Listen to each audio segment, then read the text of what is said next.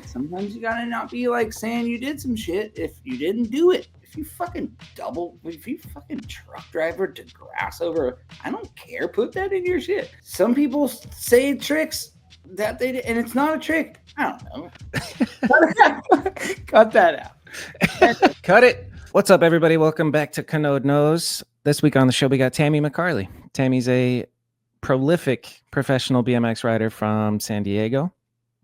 And his story is very interesting, and he's been through a bunch, and he's been the center of drama, and he's also put out banger video parts, and also more. He's probably filmed more clips than you could even imagine. Tammy's pretty goated on the bike. Riding, if you're ever on a session with him, is just insane to watch. Like it's his bike is just an extension of him. He's been on it for so long, and I really liked the opportunity to hear his story, kind of from beginning to where he's at now, and all the shit that he's been through. It was fun. Sorry for it being 3 hours, but it's jam packed. The shit flies by when you're doing this. I'm fried. I just finished the episode, so I got nothing to ask of you. If you like it, fucking share it. You know, that's it. So here's Tammy McCarley. Why is your name Kanode Knows? You don't know shit.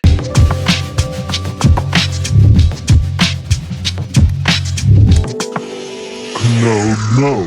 What's up, Tammy? All right, what's up? Hello. Hey, hello. Is anybody home? Hello. Is anyone there? No, man. Thank you for having me on, Bobby. It's been a while since I've seen you and spoke to you, but For real. I love you, and I love you too, dog. It's good to see you too. Are we not? From what I can tell on the internet, oh yeah, we're fucking cussing, bro. Oh, we're freaking perks, and from what I can see online, it looks like you're doing pretty good. Like I like your American dive into the pool. Big fan of that. Oh yeah, just had a nice doing good in San Diego. I've had some moving around, but living with the love of my life for the past year and a few months. Nice. In San Diego, back in my hometown. But I did just go back a couple of days ago, this past weekend. Just went and saw her family and did exactly that, bro. In Michigan is where she lives, outside of Detroit, and just floated around the pool with her family, and I'm back. So good people from Michigan. I tell you what, Michigan's a great place. Man, yeah, it's good. We know. Well, I'm happy to hear it. You fucking lived in Hawaii, but let's what I'd like to do with you, Tammy, because I don't think we've ever sat and talked about your whole story, and I think it would be cool if we just started from the beginning, baby. Might have to start with my fucking name. Tyler. Tyler McCarley. Yeah. Have you been going by Tammy still, or what? Absolutely. I kind of had like ultimately my name is Tyler McCarley, but when I was younger, I think we were at like Claremont Skatepark, or I was with the Claremont homies back in the day, and we were at I think Brad Winger's house. We were watching like the X Games or something, and it was just a party night with boys, and I was the homies, and I was like 16, always kind of the the youngster of everybody. Mm-hmm. And there was just a joke, bunch of funny girl names going around. Anyways, it landed on me, and Tammy hit, and it was hilarious, I guess, to everybody. And I knew when I went back to the skate park the next day that they would all be saying that.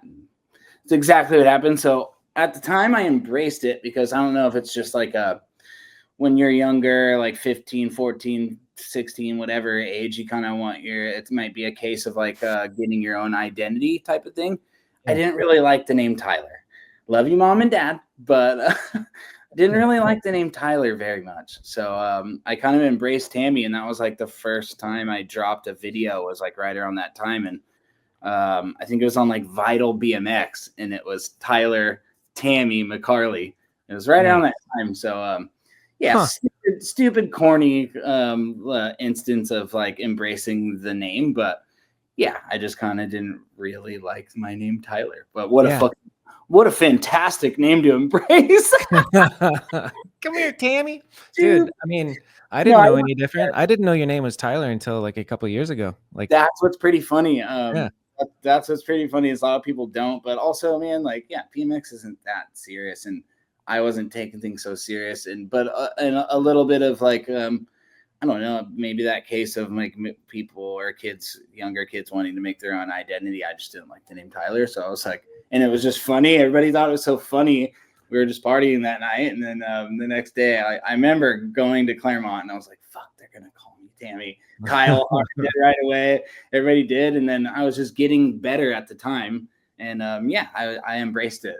So that's why my name is That's Tammy. beautiful. I love you, Mom and Dad. I just didn't really like the name Tyler, but That's funny. I can relate, dude. I don't want to be Robert, you know? hey, that's great.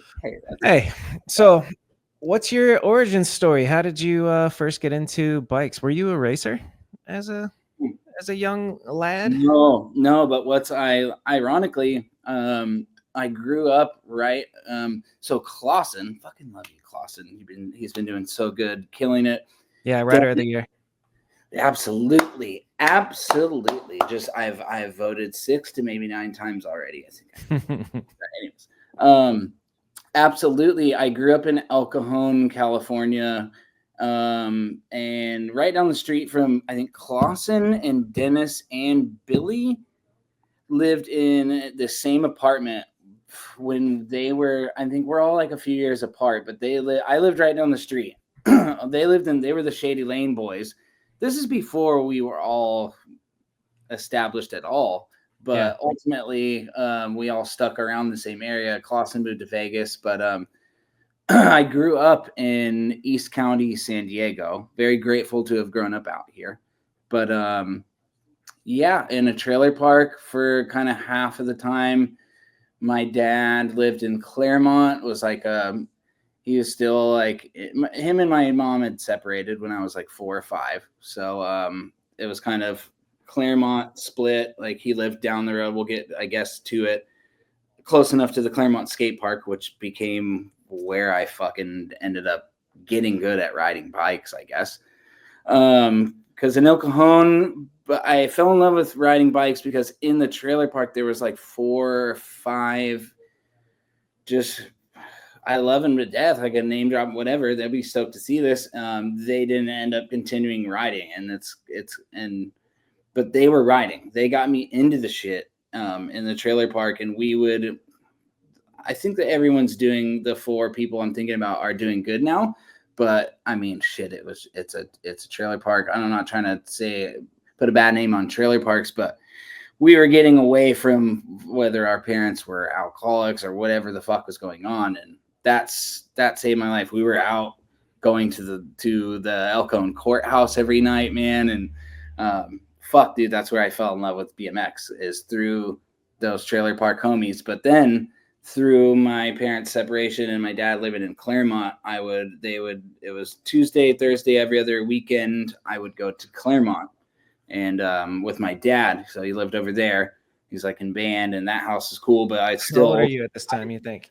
So when like you start going to Claremont, like 11. So like 11, right? Yeah, right. good. Thank you for baby boy, dude. Yeah, so pretty young. So like I fell in love with BMX. So I didn't race, and with all due respect, bro, I would love to have raced. And Dennis and like maybe Clausen were racing at Cactus Park in Lakeside, but I just wasn't. Shit was expensive. Yada yada. I'm stoked to do that. But I fell in love with being. I skateboarded a bit and then rollerbladed for a minute. Hell yeah, dude! Let's go. Little fruit booter. But I kind of got a little too good at it. I'm a pretty humble guy. To be honest. But I got bored with rollerblading because I was like, damn, fucking, I built this pipe. I mastered this shit. Though. I was trying. And then I guess maybe it was corny, but Claremont Skatepark came and. I had a 12-inch BMX bike. I probably then it was over, dude, once I found BMX. Do you remember the first trick you learned? Definitely ain't a fucking tail whip because I still have never done one of those. Damn. I don't know if I could remember a first trick. If it was... It would be things with hands on and feet on. I think and I'm a type of rider that likes to just keep hands and feet on. I guess. I respect that. It probably would have been a wall ride, man. I think like a more memorable thing would have been seeing somebody that I looked up to do something, and it probably wouldn't be anything too ridiculous. Just be a fucking double peg, a fucking big ass wall ride. It'd probably be something Gary Young did or something Chris Myers did, or I can't really think of a first trick that I did. That's all good. What about like first time you saw somebody and went like, oh shit, cool, you know, like your first idol at Claremont Skatepark? It's probably going to be Steve Woodward. It's absolutely going to be Steve Woodward. But what would did you ever come out to one of the San Diego contests when you were younger? Negative. Fuck, he would wreck those contests. Dude, yeah, I remember the name. Like Steve Woodward was big. Before Dennis was like Dennis, and Dennis was becoming Dennis. Love you, Dennis. But I'm just saying, Steve Woodward would fucking hammer those contests in that park in general. I can't think. It would be like a nasty big old over ice pick, a whip to over ice pick on the subrail, pegless. Yeah, Steve Woodward's nasty because he whips this way. Yeah, he's got the back pedal, but he hit the little fucking axle every time. Steve Woodward did that. I love Steve Woodward. I had some good times with that dude, man. What a legend. Shout out Project Spoke did a short documentary about Steve, and that was enlightening. That was very cool. That was fantastic. No, I went to SD Wheelworks to watch that, and that was fantastic. Fuck yeah. All right, so we're 11 years old, we're going to Claremont. What's next in our journey? So yeah, man, Claremont was pretty thankful to be a part of the San Diego BMX scene when you really think about it. For real, that's lucky. I mean, people are good everywhere now, and that's amazing through social media, but I don't think I would have. I still can't fucking tail it, Bobby. I just touched it. I still can't tail it. But the influence I got from, I want to give credit to Claremont Skatepark, of course, like phenomenal facility, but I think it was how pumped that scene was at the time, especially for me being younger, and there were younger people, but they were like, everybody was just hammering in their own creative ways. And obviously Southern California has always been a pretty monitored, like what's going on in Southern California is fucking noticed, yada yada. And I kind of don't like that, but so I'm grateful for that. But let's be honest, like there were people at Claremont Skatepark that were doing shit that, like, there was videos coming out around the country and nobody was doing that shit. And it took the shit from Vital BMX or whatever was coming out at that time, and what not really me, but just what I was around, like I watched it happen, and nobody can talk shit on Southern California BMX even to this day. I mean, it's different now, but Claremont Skatepark shaped a lot of Southern California BMX riders. Anyone that's why everyone else is down here now, to be honest. And I'm grateful to be a part of that, man. Like I was way down there, but that place shaped me, and Southern California shaped me as a BMX rider, bro. Hell yeah. I'm very grateful. So, but Claremont was the zone. It still is the zone. I mean, times have changed, but yeah, there was like a good 5 years of just like fucking, that place was breeding people, dude, and it bred me. Hell yeah. Everybody kind of branched out a bit, you know, a lot of Sabrosa riders, Wong, dude, I was with Wong, Kyle, like so many people that ended up becoming professional BMX. Dennis, like it's just the list kind of goes on a bit. Yeah, like everybody around the world that has a bike wishes they grew up. They know about it. San Diego, you know, that's pretty cool. That's cool, man. And then very grateful for San Diego in general.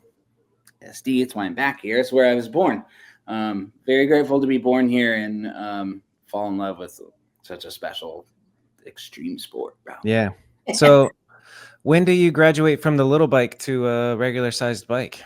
And also, like, how old are you? If we're talking about when you were like 11-ish, what year would that be? So that was like, I think I kind of maybe skipped forward just a tad. I started riding Claremont probably at like 11, 12. Got serious at like 14 through like, like 19 was Claremont all the time until I became like a little bit more sponsored and ride street more. And Yeah. But yeah, the little bike probably, I definitely was on a 12-inch. I was on the sick Hoffman 12-16 conversion for a while. What does that mean? 12-16 conversion. Dude, that was when I was like, I started to fall in love with BMX, and I was like, Dad, I need the Hoffman Condor. It was an 18 with 16-inch wheels, but you can get the 18-inch wheels, which I think that's like super important for kids that don't want a too big of a bike too early. There's the option to, like, if you want your wheel smaller, and then boom, and then you can graduate. Yeah, some kids just grow like that within a year, and then boom, you need a 20-inch. But I think to not be too scared with a too big of a bike going from a 12-inch, that could make you fall off. So hopefully any kids that are listening to that take note to that, like, do your steps and like everything in life. But yeah, I think that was around like, whatever your size is like 13. But the Claremont phase was 12, 13 to like 17, 18. Then I pretty much just didn't really go to Claremont anymore and then people moved away and yada, yada. And Claremont just wasn't the zone anymore, but shit, we had some times there. Yeah. And you're like, I think you said it, but I didn't hear it. You're 33, 34? I'm 34. Yeah. My birthday, December 21st. So I'm going to be 30 at the end of the year. Yeah. So we're just talking like early 2000s. Yeah, dude. You're coming of age. What a great time for us to come of age. Yeah, absolutely. Absolutely. Yeah. My brain isn't fried, but thank you for like, you're probably a lot better on time frame and stuff like that. So thank you for reminding me on shit like that. Cause while we're talking, I'm fried. my memory is shit, brother. Shouldn't have poked my head through the wall at LaShawn's apartment. I know, dude. So we can't remember our first trick, huh? What about first time being filmed? Wall ride. Is wall ride a trick? Yeah, that's true. Wall ride is a trick. Yeah. It is a trick, but it should be like, I don't know, if you just fucking did. Some people, I'm not trying to talk shit. Some people say tricks that they did, and it's not a trick. It's not a wall ride. If you just, I don't know. Cut that out. Cut it. No, don't cut that out. No, I don't cut it. Sometimes you gotta not be like saying you did some shit if you didn't do it. We grew up in we're done with the grass thing. I don't care about that. I actually hate that we lived in that fucking era, Bobby. Where that was a weird. We would not these days. If you like, I was just trying to say about the wall ride. Like, if you just did your wall ride and your tires slid down the wall, and then you're just gonna put that in your video. That's what I was talking about. The grass these days, if you fucking truck driver to grass over, I don't care. Put that in your shit. That is crazy that, like, before there was a time and day, me and LaShawn or you would be like, nope, take it out. Doesn't count. It's in fucking grass, pussy. Something none of us could ever do. It was the nicest truck driver or just down whip. Nope, did it in the grass. Me and all of it. We couldn't. I remember the first time I heard skaters talking about it. There is still etiquette, and I do appreciate etiquette. But yeah, of course. But the grass one was weird because, like, skater homies are like, that's so cool that bikes can ride through anything. You should do that. And it's like, oh yeah, that does make sense. Like, why not? Yeah, absolutely. Ultimately, like, I know times changed, and we were always like a little more core before. I still am. I still appreciate the core about certain things, but I'm so far from giving anyone shit or like really. I don't care, man. It's whatever's fun, but I do appreciate. I think we've grown out of leaving negative comments online. Absolutely, man. Absolutely, and that's what's definitely important. But I do think there is, within BMX or anything in life, there is still etiquette out there. But I love the fact that there is leniency just people just whatever, dude, just caring less. You get a little older. We're not fucking 21 or 23 no more. Like, well, you clipped. I don't know, dude. Like Rodeo Peanut was funny, I guess, but damn, like let's fucking chill on the homies. I don't even know like what the etiquette would be or like what the unspoken rules are. I guess we got to talk to the youth, you know, I didn't really fucking the young shredders. Yeah, but it is fun. So mid early 2000s, we're going to Claremont, hanging out. It's like, and I imagine that's where your first taste of everything comes from, like your first time seeing people filming BMX and the fucking quotations industry. Do you remember? Dude, I won that. I won a contest I won a local exposure tour contest at Claremont to like, I guess, continue the Claremont topic. But That's fucking cool. That was fucking sick, bro. I still have the DVD, I think, in my closet. The golden ticket tour local exposure, it came to San Diego, and that was the first time I met Catfish outside. I guess Chase Hawk ended up picking me for. I attended. Where was the first spot? I don't remember. This is where I get like a little bit. This is cool. But ultimately, I went to the first stop. I missed the second stop, and then the third stop was at Claremont. Then I guess Chase ended up. So Chase picked me to win that third stop, which was fucking the coolest shit ever, bro. Like, come on now. I was 16 years old at the time. Of course, knew who Chase was. And quick side note: some people say don't meet. Yeah, run it. Some people say don't meet your heroes. Meet your fucking heroes. Chase Hawk, absolutely, hell of a guy. Just normal. Come on. Yeah. But he picked me to win that. So that gave me some recognition and exposure at the time.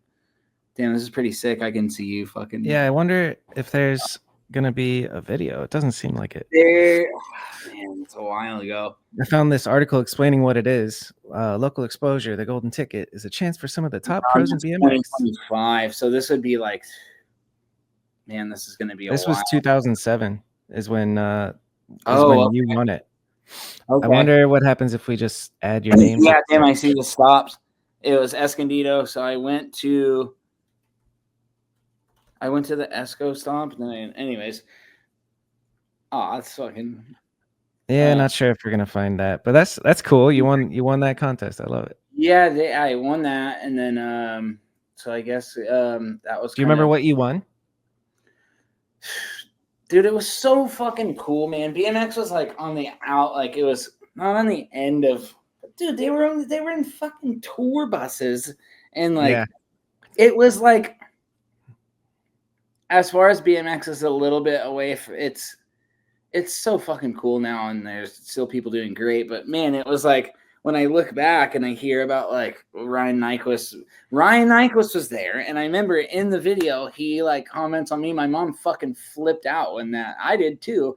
He was just oh, and Tammy in the video talking about it because Chase picked. I learned later that Chase picked me. But Ryan Nyquist was talking about me in the video, that the DVD that actually came out, the tangible DVD that's in my closet, which is cool as fuck because none of you guys have any of that shit these days. From here on out, you ain't getting a DVD almost. Yeah, sorry, for real. Sorry at hard copy underscore Copy BMX Arcade. Yeah, he's gonna keep it all alive. When the apocalypse happens, we have to hit him up. But thank you. But I'd love. Do you know who that is, Bobby? Yeah, I'm blanking on his name right now. Just DM me, and I want to hug you through the DMs because shit is going. Dylan. James or Dylan? I don't know, and I'm gonna be so bummed if I've met him before and don't know. But I love that hard copy tangible is a thing. I don't love that it's a thing of the past, but it sucks that it's going away. But anyways, so that was cool at Claremont, and yeah, I guess that was like the end of the Claremont era shit. And fuck, I'm about like 17, 18 at that time, and I think Sunday had sponsored me somewhere right around there. Gary Young gave me I think Nuno Oliveira and like Ben B Dubs. I think I got looked at from like, it was an Odyssey Oh, excuse me. No, it was Fit before that. Yeah. Well, there's a fucking Yeah, you like I've been one, sponsored. dude. There's You've been a sponsored a couple times. yeah. So I started getting good because of Claremont, man. I won that contest, but before that, I think I was already fucking with Fit a little bit. Anyways, just Claremont, dude. Claremont, like, literally Claremont, and Yeah. then shout out to Gary Young, as we might like. He's like running that place now, and as he absolutely should be. I live fucking right down the road, not down the road, but anyways, I need to go see you soon, Gary. But that place is doing well, and I'm glad to see that that's in his hands, because fuck, dude, That's interesting. What do you mean? Gary Young runs the skate park, or yeah. So it was this dude who's it? Laszlo. From what I remember, it was this dude Laszlo, which he was cool, whatever. I was young. I was probably a fucker to him or whatever, yada yada. But now it's in like on some something that we might get into later on in the podcast, of people in the right positions, or some things I've seen with TMs not in the right positions, yada yada. This is the best thing I ever fucking saw in my life. Gary Young running the Claremont Skatepark. Yeah, that's Like, that's perfect. And Yeah. the dude before wasn't like, I don't know if he skated or rode at all or whatever. And he was miserable. I was probably being a dickhead sometimes, but anyways, it just makes sense. If you know what I mean. Like, Yeah. you know that feeling when somebody's getting what they deserve, or they're in the right place. And yeah, everybody loves it. The park looks sick. Not been riding too much all the time. It is close by though, so I'll come see you soon, Gary. But a lot of big stuff. It's a lot of big stuff. The older I get, I like to ride, but fuck, man. Yeah, it's very intimidating looking. I A feel like little I've seen it in person once, but You can still cruise, but do you remember the first time that you got filmed? Was it at that local exposure thing, or like the first No. time you talked to a filmer, you know? Before that, so I want to, now that I just kind of reminded myself, I think it was like me and Chris Havan. The first thing I ever remember filming for a sponsor or filming for someone, I think would have been with Chris Havan. Do you know Chris Havan? Yeah, for Yes. Give D? Absolutely. Sick. It would have been right around the Give D. If I might have had a couple of clips in something Give D, and then Robbie Morales hit up Chris Havan, who was already getting Fit Flow, about me. And then I remember Robbie gave Havan a fucking some camera, dude, and there was like duct tape on it. Not like, no offense to the camera that was given. Here's our company camera. It's got duct tape. No. It was I don't think there was duct tape, but it was so fucking cool to me that we were filming. And Yeah. me and Havan went in. I don't want to skip forward too hard, but right around that time, Sunday and Odyssey were offering me a whole bike, and I was getting a Fit frame, fork, and bar at the time, which was incredible, dude. I was so grateful for that, but it all just started to spiral upward, I guess, for me because of my skills or whatever. Yeah, exactly. You know what I mean? And I ended up taking, to skip forward ahead without any questions being asked, I fucking took the complete bike deal from Sunday and Odyssey. And I was maybe a little uneducated at the time of the nostalgia of Fit. The Sunday and Odyssey, it was just as legendary at the time as well to me. And Yeah. in my mind, wanting to become a professional BMX rider and climbing the ladder was the right decision for me, was to go. It wasn't even money there, bro. And that, like, we might get into it. And you got some podcast people that they've got some money. I never got nothing, and that's fine. But like, this was just like, I'm getting a frame, fork, and bar. Simple decision, dude. I'm getting frame, fork, and bar, or I could have a whole bike. It was like right around the same time, dude. And I fucking went and did that, and that pissed Robbie off. pissed him off big time. I'm pretty sure he'll remember like so Givedy was like popping off at this time. And yeah, Givedy was the shit. I remember being on a Givedy road trip and we're in the car and Robbie calls. I'm with like Wong Tran, Kyle Hart, Alex Bermudez, who's the head of Givedy at the time. Probably like Albert Mercado might have been in the truck. And Robbie calls because I just had accepted the full bike from Odyssey and Sunday after being like kind of unfit for like I just was getting flow from fit for like a few months. It was just all happening so fast. I wish I'd like had some more guidance, or I don't know. I thought I was making the right decision though, but damn, I pissed Robbie off, and this will be funny to the homies because we all made fun about this shit forever because he was called and I was in the truck and he was on speakerphone. He was, you all are a bunch of fucking jabronis. He was mad. He was like, I don't remember what else he said. Like, oh, you took, like Robbie was trying to make a deal. He was trying to land me, you know, and like, I fucking, fuck, man, I kind of regret, like, I probably should have, and later on down the road, like, I fucking would have loved to just stay with Colt. Like, I would have been faithful to Robbie just like Dakota and Chase was, but right at the time, and I like that Robbie got pissed but I was just doing what I was supposed to do. And then to long story short, fucking, you know, with all due respect to Jim C, but we could talk about that really quick too. Now he runs and he has nothing to do with the company. So look at my decision, you know? Yeah. Robbie's still in it. Thank you. Yeah. So that's on me and I can wear that. And I didn't know that at the time, bro. I'm fucking 16 years old. And yeah. How could you? Different, but I do have to live with that, you know, because I love Robbie. Colt is incredible. All those dudes are fucking, every time they see me, they have nothing but respect, and I love them. And that's cool, man. That's right where I should have been. That's what I was looking for. Yeah. Yeah, but you don't know. You're a young kid that's hungry and you have no fucking frame of reference or like anybody really guiding you. So I'm sure there's a bunch of shit that we will want to change, but you know, it is what it is. Yeah. I did like the wavy down tubes. Yeah, the wavy down tubes were pretty cool. Yeah.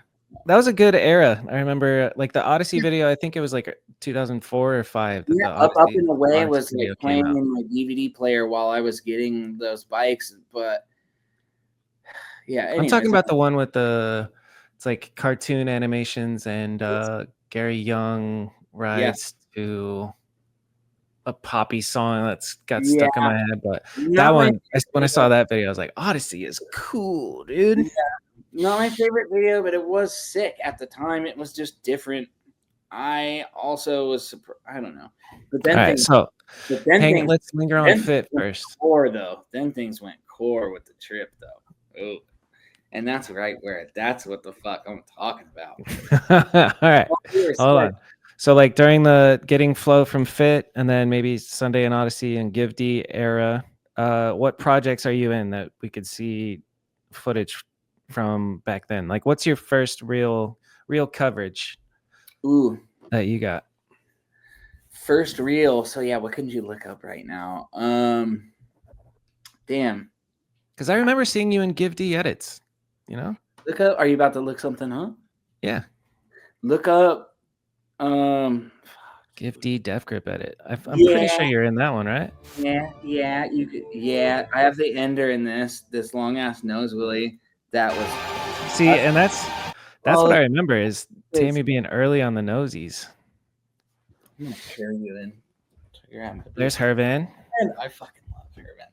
Dude, this is my guy. His garden is Kyle. Yes, dude. Look at that hat, Kyle. Chainless as fuck. Yo, so Sean Burns tapes that thing.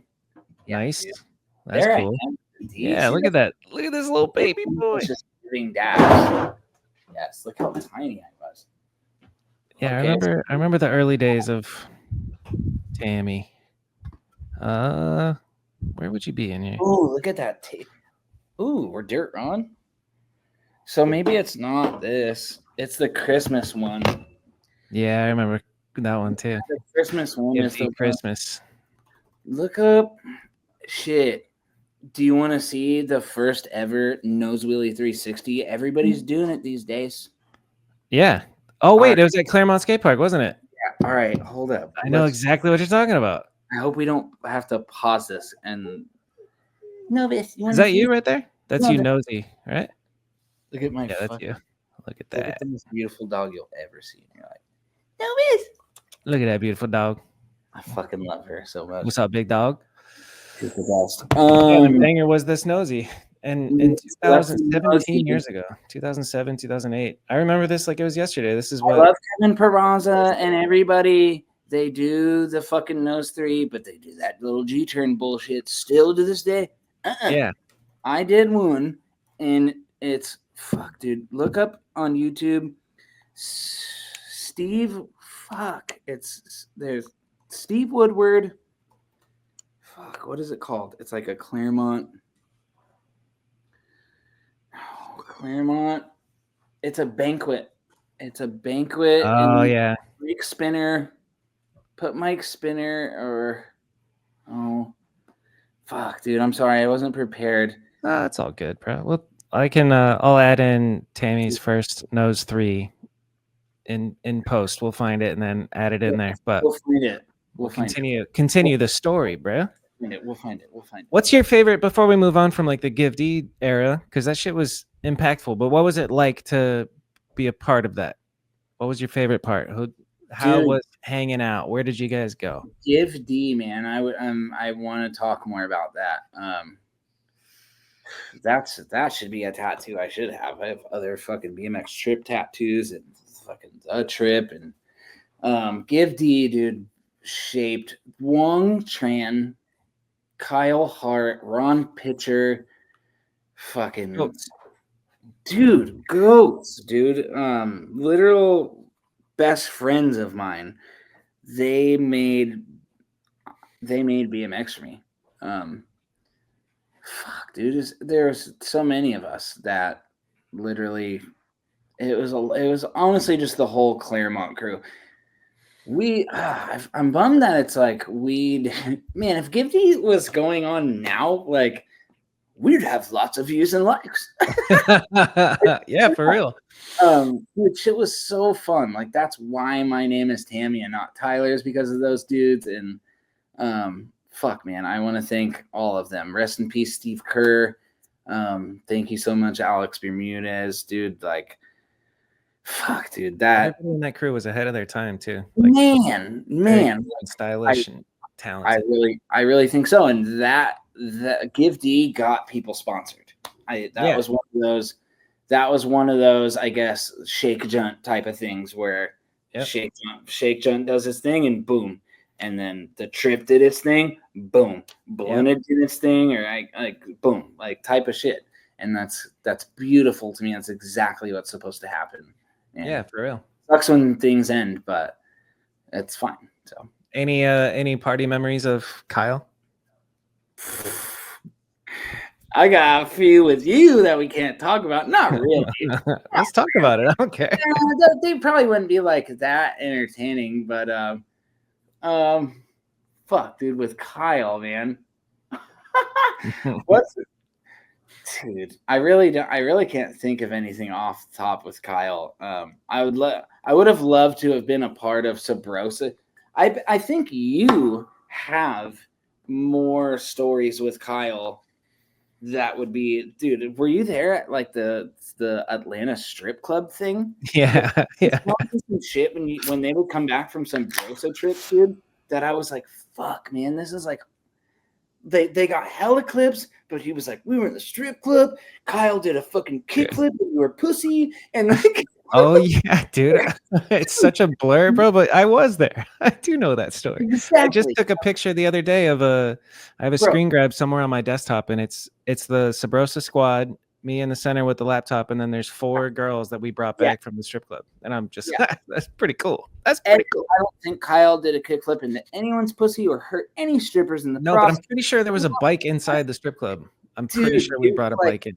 When I heard that story, like that, fuck, man, that was like not like that's what I want to ride BMX for, but you guys got I fucking saw the footage, and dude, that was BMX, dude. Sabrosa was so fucking sick, man. I wanted to be a part of Sabrosa really bad, to be honest. But it's okay. Like, and it was the long Kyle and LaShawn at the time, and I was still in San Diego and shit. Like when I think they were on a trip, and I think anyways, they were on a trip somewhere, and what was it just? Anyways, I remember they came back and they were like chanting my name on a trip on a phone call or something. I told me that, but Ryan just couldn't pull the trigger because it was fucking Wong, Kyle, and LaShawn. All three of them lived in San Diego. LaShawn was new, and we couldn't have a fourth San Diegan. Yeah. And I understand that and I respect that. But fuck, that was my people, bro. Yeah. And but in like to think of it positively, you got to be a part of Give D, which is fucking awesome. Like you got to experience the Wong and Kyle coming up. And that's all that matters. And to watch Sabrosa like do what it did, like under Miles's filming and like everything that happened with Sabrosa for those years was pretty special. Absolutely. You were a part of it, dude. Like a lot of shit happened, and that is BMX is so cool to me to this day. It's obviously changed, but fuck, man, as a diehard, as a core type of BMX rider, that shit, woo. Yeah, God bless it. God bless it. Like sometimes that I can't remember those today. Like I don't care if I'm involved in it. That shit is core memories, and that makes me happy. Makes me happy. Those are my homies, dude. Like they fucking did it. Yeah. So when you get sponsored, you get hooked up with some Odyssey and Sunday stuff. What was it like for you back then? Like did it meet expectations, or is there like you weren't doing enough, or like what was it like? You're on Odyssey and Sunday now. Cool. Now what? Yeah. Dude, absolutely met expectations. When I first had, to kind of skate back, I guess, for a moment, when I first was getting that frame fork bar I just started talking to fucking Robbie Morales, for Christ's sake. I knew who Robbie Morales was. Yeah. I wasn't fucking new, bro. I've been watching Wide Awake Nightmare since I was fucking 13. So here I am, 17 years old. Like it's only 4 years later, whatever. I'm dedicated. I know what I'm talking. Like I knew who I was talking to. Like I knew I wasn't at all cocky. Maybe there was a time that I was, but I also knew I wasn't shitting where I ate, and I knew what I was doing. I just felt like, all right, like, give me that question one more time. So you get your frame fork bars from Fit, and then whatever happens and Switch. Now we're Odyssey and Sunday, but like, what was it like to get sponsored back then for you? Like, was there a conversation about, okay, you got to put out this many web videos, like, was it just here's free shit, rep us? Okay, thanks for nice revision of the question as well too. At this time, I was just getting frame fork and bars flow, and even the Sunday Odyssey partnership was just a full bike and flow. No expectations, no nothing, no trips, which is fine at the moment. It was here's your bike and keep doing what you're doing, man. Like as far as I expected it was great. That was fucking fantastic. And I rode for Sunday I think I did that for 3 years, man. About 16 to 19 before Amity came. Yeah. And so from 16 to 19, are we like getting introduced to the streets? Who was your first like street homies? I guess obviously you Give D, huh? So I met LaShawn James, brother, and my family member. God, I love him. Met him. I think I met him right around the time that the Fit Sunday swap happened, about 16. Okay. Something like that. So, what the fuck? So he's the one who's saying, we got to go ride street. Well, ironically, I was with my good homie, Mike Hemingway, and met LaShawn at trails, these national trails. I ironically met him there. But from there on out, we would just fucking we all had 2 pegs. You were left side pegs or right side pegs? Yeah, dude. Where did that go? That's gone forever. Crazy. Everybody's got 4 or 3. I'm still 3. I'm still team 3. I'm Hell still yeah. team 3 Hold pegs. it down. Nope, met LaShawn at Trails, but he was like transitioning. I think he was already done racing a bit, and where he was living at the time, he was just like starting to ride BMX and fucking on his way to Sabrosa and becoming one of the most fucking the dopest dudes that could ride a bike. But I met him. What was your first memory? What was your first impression of him at the trails? Like, what'd you see him do? He wasn't a dickhead. First impression, personally, he wasn't a dickhead, but I tried to ask to hit his blunt with the whole and I think he said no. I think he said no. He might have said no. Nah, man, nah. I think he did, but we rode the trails. I don't remember the first trick he did, but we were on fucking these sick little dirt jumps, bro. But from there, man, like, it's crazy how it worked out. I don't know how. I would like to ask him how the few weeks after that went. We ended up the homie Mike Hemingway. He lived in Imperial Beach, and me and LaShawn had fucking nowhere else to be other than on our bikes. We didn't want to be at home for whatever personal reasons and stuff. Yeah, and we were out there. I would fucking from El Cajon take the trolley all the way to Chula, meet LaShawn, Chula to Imperial Beach, and go to hang out with Hemingway. And because he had some tree, and then he would ride, and we would have fun. And fuck, dude, we got good at riding through that too. Yeah, that was still a little with the Claremont there, but no, that was kind of like after. Yeah, LaShawn would never come to Claremont with me. I would come to Claremont today. I'll be like, all right, I'll come to IB today. And we got to IB, and it's fucking an hour and a half for me home, but I didn't care because I didn't go back to the fucking. What'd you guys ride the most together? The jumps, the park? Well, obviously you just said no park. That's where I met him, and that was like those jumps. I don't know if they got demolished after that sometime soon, or we were starting to ride street. So earlier when you said like where did the street stuff kind of come, it was that and like the stuff we were watching, man, and the videos we were watching, we were more street related. That's when like left to right. Dude, I still Ryan Navazio, shout out to you, Ryan Navazio. I love you, bro. And that fucking left right video is still one of my favorites. It's a masterpiece, dude. It's great. Masterpiece, bro. Yeah. Who's your favorite part from that video from Standpoint? Ooh, that's tough, man. That's tough. I think mine's Kurt Rasmussen. I think Rob lies, dude. Yeah. Yep. Boy, he went in, dude. Southern Bells and London Streets, man, that shit goes hard.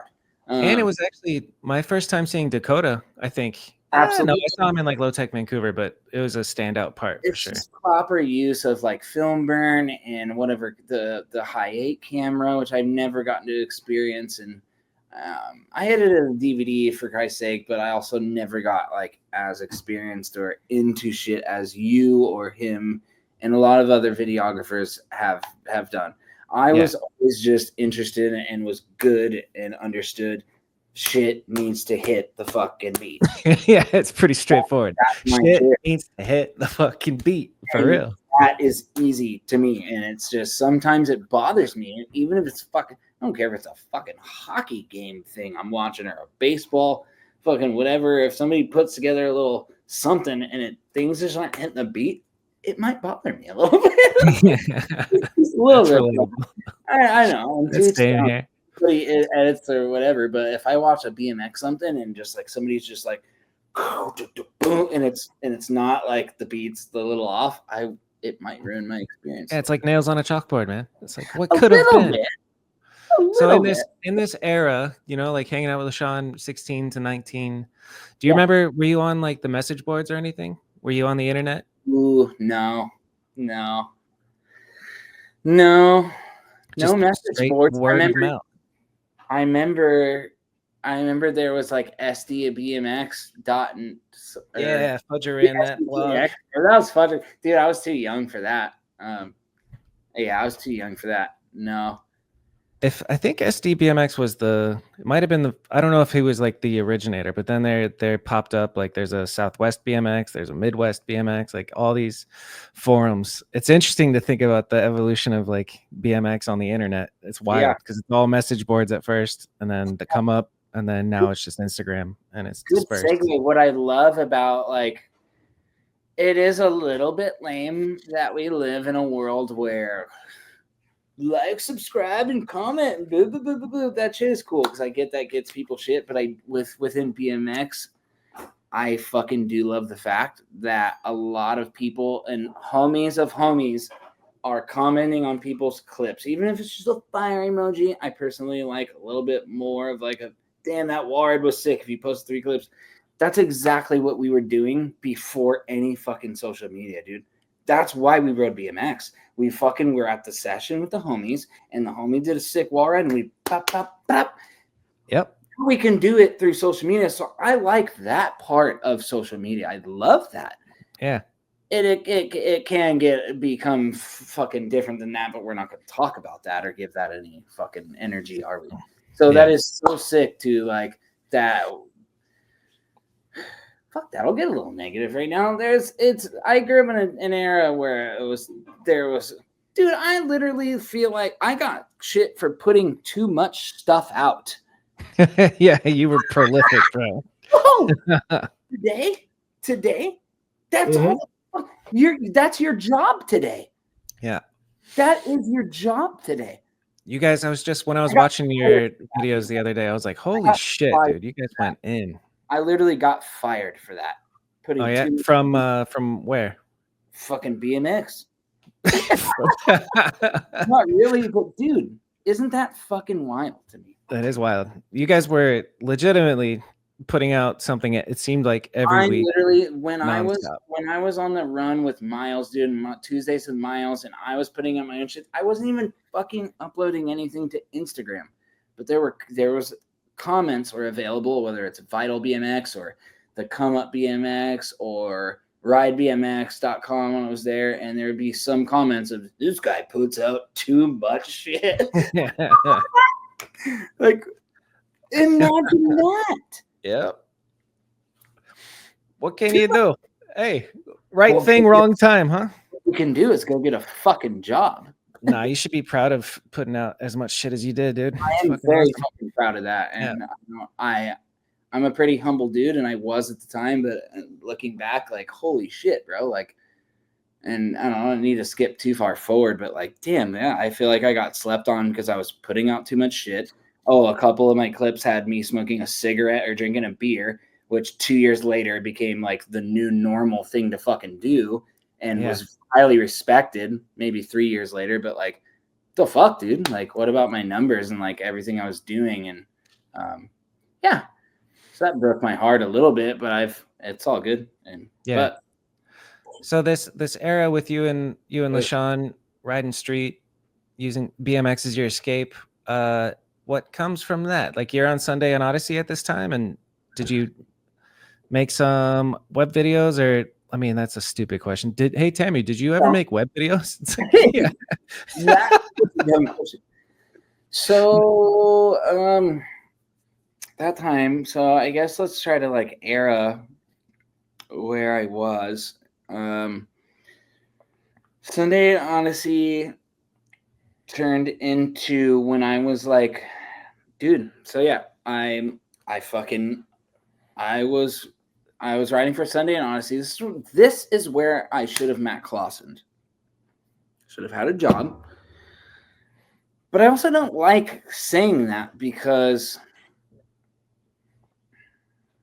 if anything, I wish I would have done that and I would still be riding for Colt and should have never tried to climb the ladder, never should have tried to experience what BMX could have brought me and like how far I could have taken it, right? I could have just sat and I still would go on those cool like annual trips with Colt and have all those sick fucking homies.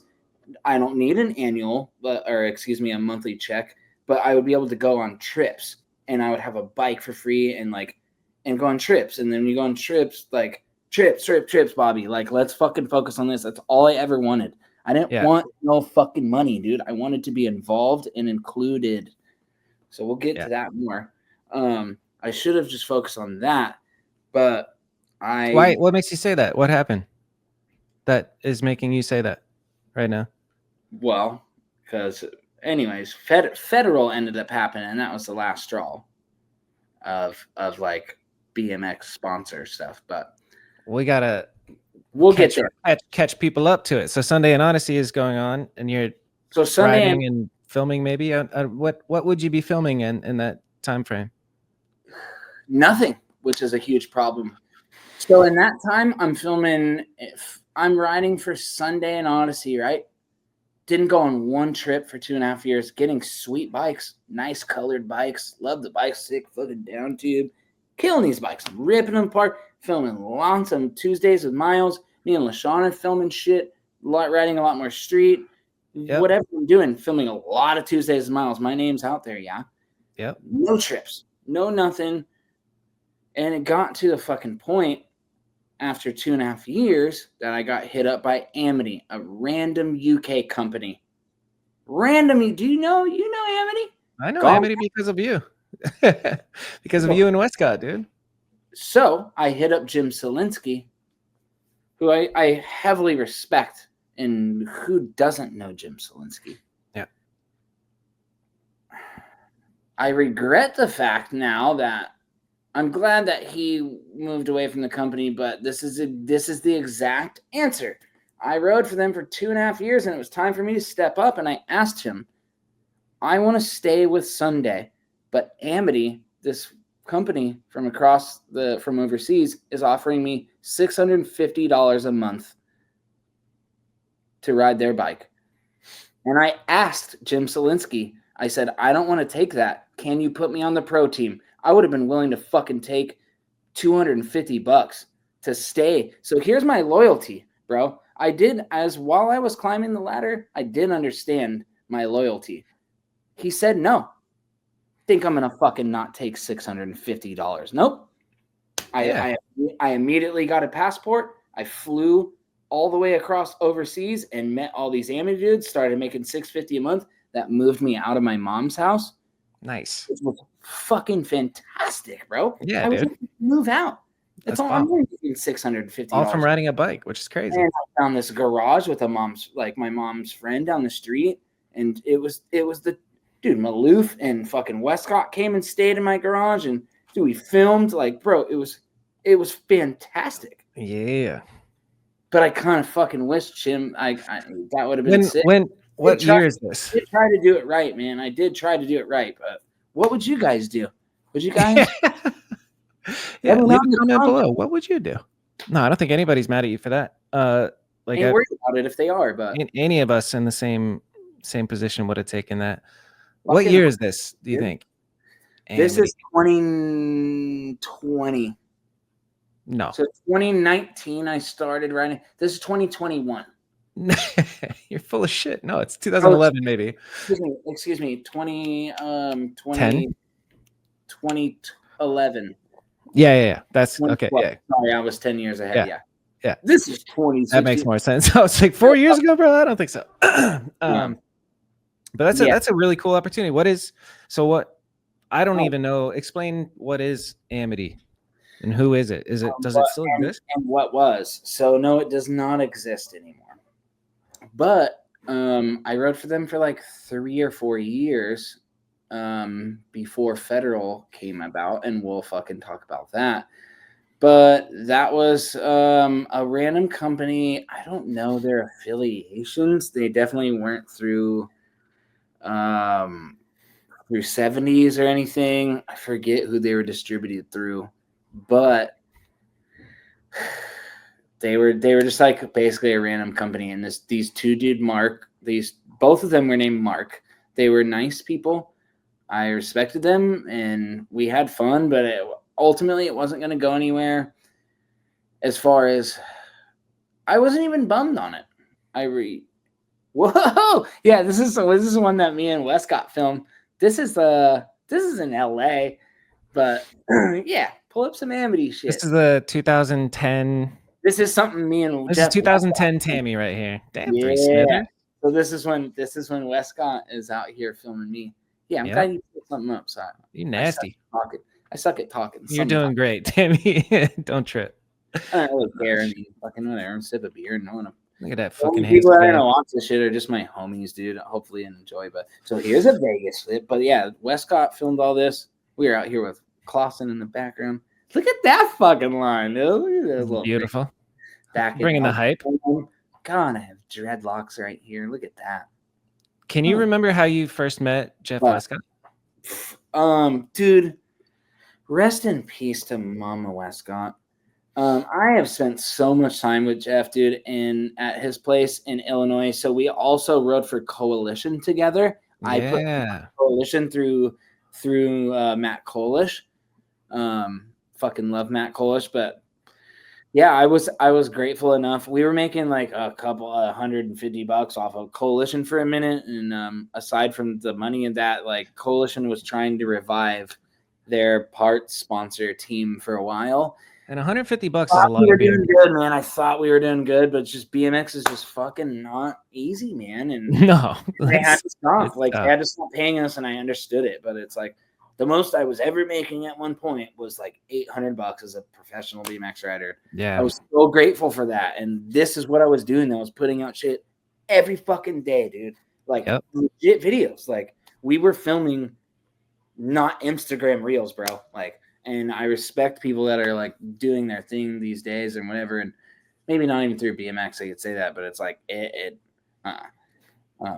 it's a shame. Anytime you tell somebody who's not in, if you tell somebody who's not in BMX, the amount that pros were making, I remember first learning that, like, oh shit, like the guys that I thought were financially stable are just making $500 a month. It's like, for sure. And ultimately, so it's hard to like see, but in Clausen's a fucking great example. I love you, Clausen. I don't want to really talk about your personal shit too much, but I'm not gonna. You have a job, Clausen, while you're fucking going hard. And that is just, Clausen's an adult now. Yeah. The thing is like when you're younger coming up, you're spending, you don't have that, like, and there might not be anyone telling you that that's what you should be doing, but you're doing what you want to be doing. You're fucking 18. You're the hottest, one of the hottest BMX stars, and you're going out and spending what every single 24-hour day riding bikes. And when that only comes back to over how many fucking months, at some point it doesn't add up. So Clausen's doing it right by going to work and then filming in his spare time, and that's not what I was doing. I was living off BMX, dog. Living off BMX, but I was going hard and being wrong by expecting more when there was no more peanuts to give, basically. Yeah. But also when you kind of, I don't know, it just depends on whoever's situation that could be. Well, I'm sure back then, like the feeling must have been, I know there's more. Why can't I have more? And then the reality is, like, there is more. There is more because you have your Garrett, your Dennis, your Rockstar sponsors, your this. There is that out there. It's just in a different way. I fucking wish I'd be betting on baseball and shit, Bobby, and yada yada yada. I wish all fucking sports or all everything would just be on performance, bro. Oh, you fucking hit home runs tonight?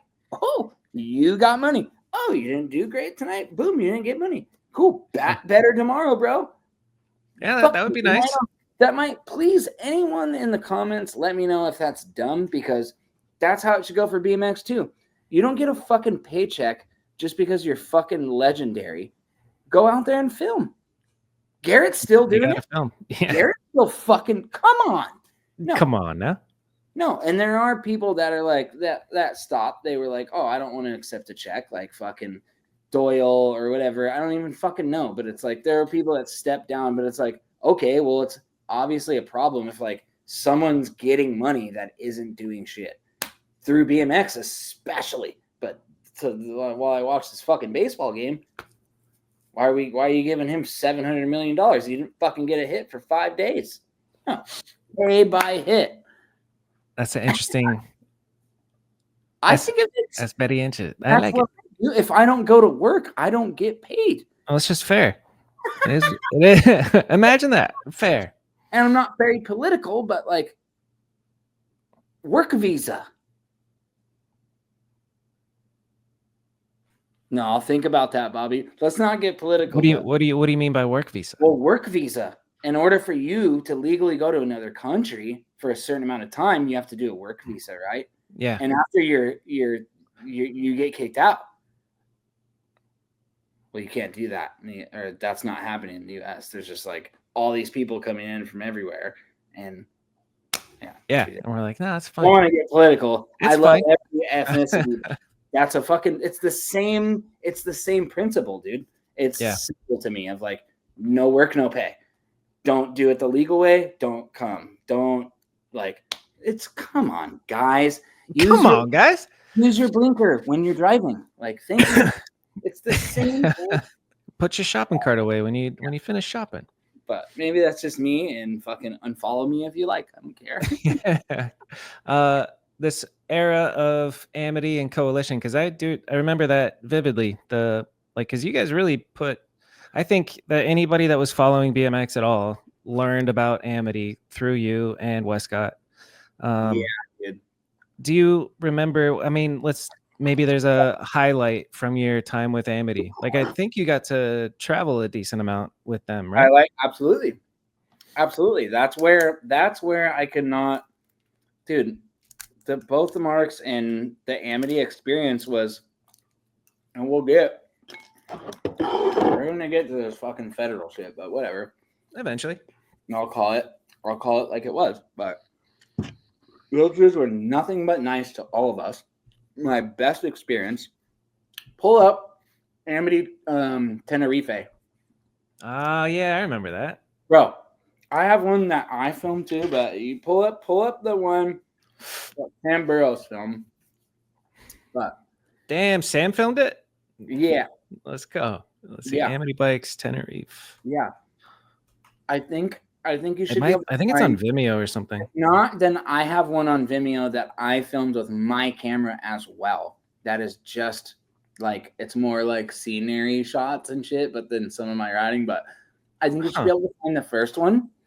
And that's so fucking cool, man. I just recovered from knee surgery. I think I got my patellar and MCL replaced. That was my second time that I had blown out my knee. What you got?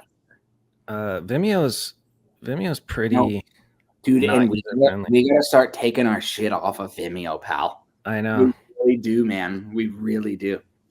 We really do. Amity Bike Co. Do I see their account anywhere? I'll take it, guys. I'll grab my Penske. Grab me a little Penske. I'll grab my Penske, bro. Hey, look. Yeah, I don't know. I don't see it. Let's see. Amity. Bobby, how hot is it? How hot is it out there? It's fucking. There's the water. Dude. The water is so. I'm so jealous. Oh, bro, it's like 76 degrees right now. Fuck. Yeah, it's 112. No, it's fine. Ridiculous. All right, so I mean, there's a DVD called Tide. TD. Yeah, no, that's the volcano.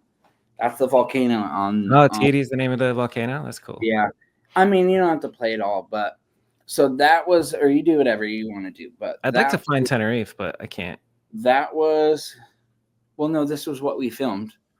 Okay, so this is DVD that we filmed. This was a DVD. TD. The TD DVD. TD, I guess, is or whatever.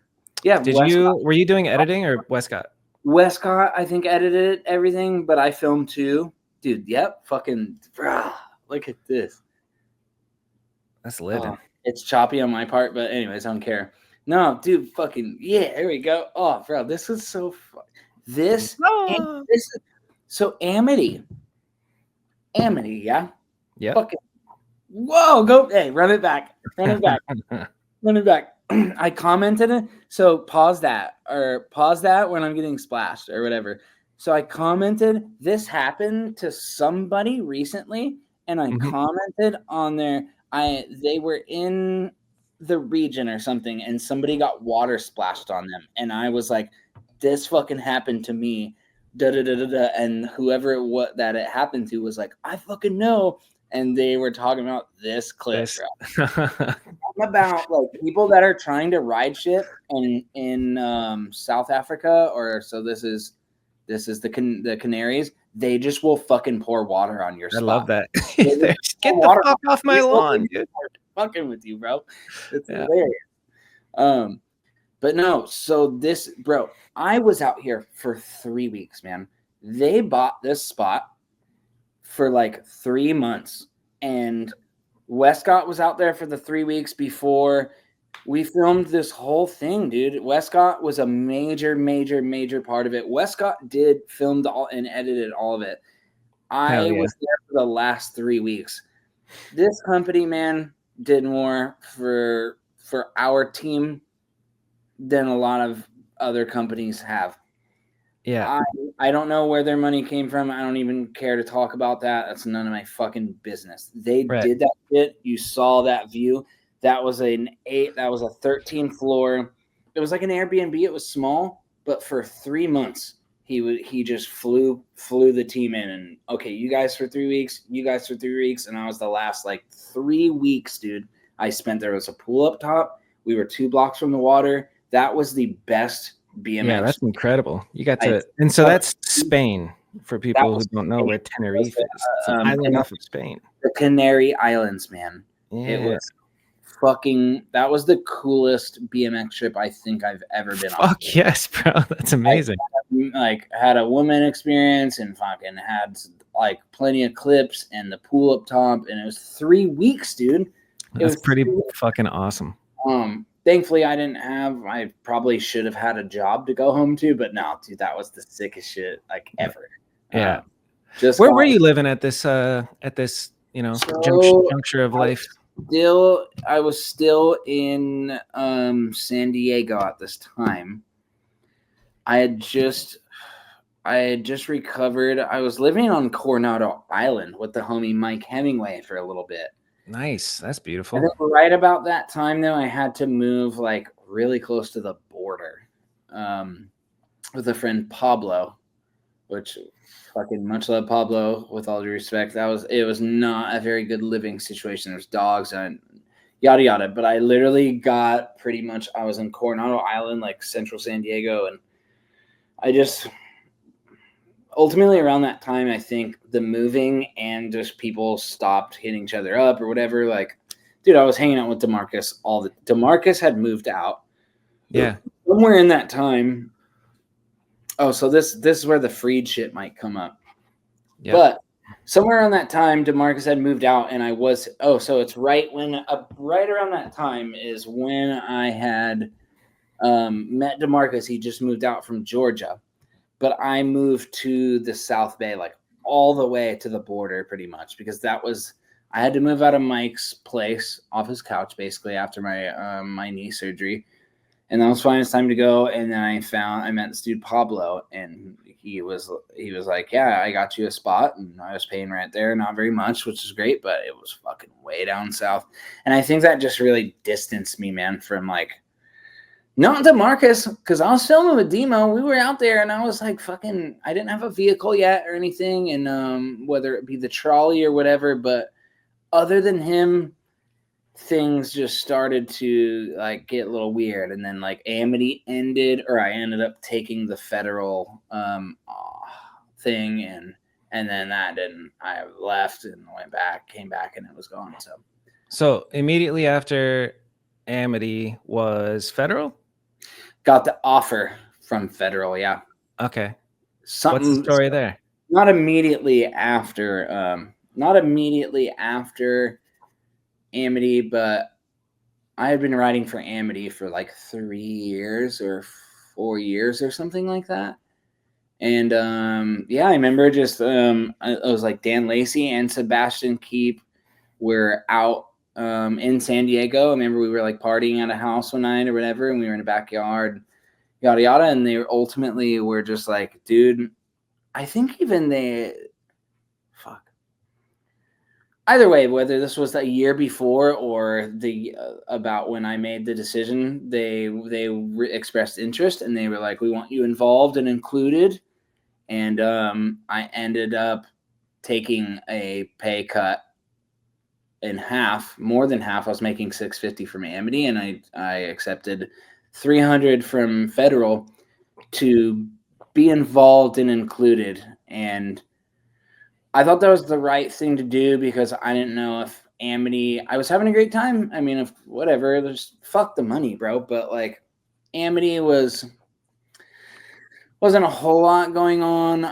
It's not like, obviously I respected the riders from Federal, and a couple of them rode for the fucking trip. They were a part of like the same family as Lacey and Bruno and shit. Like, yeah.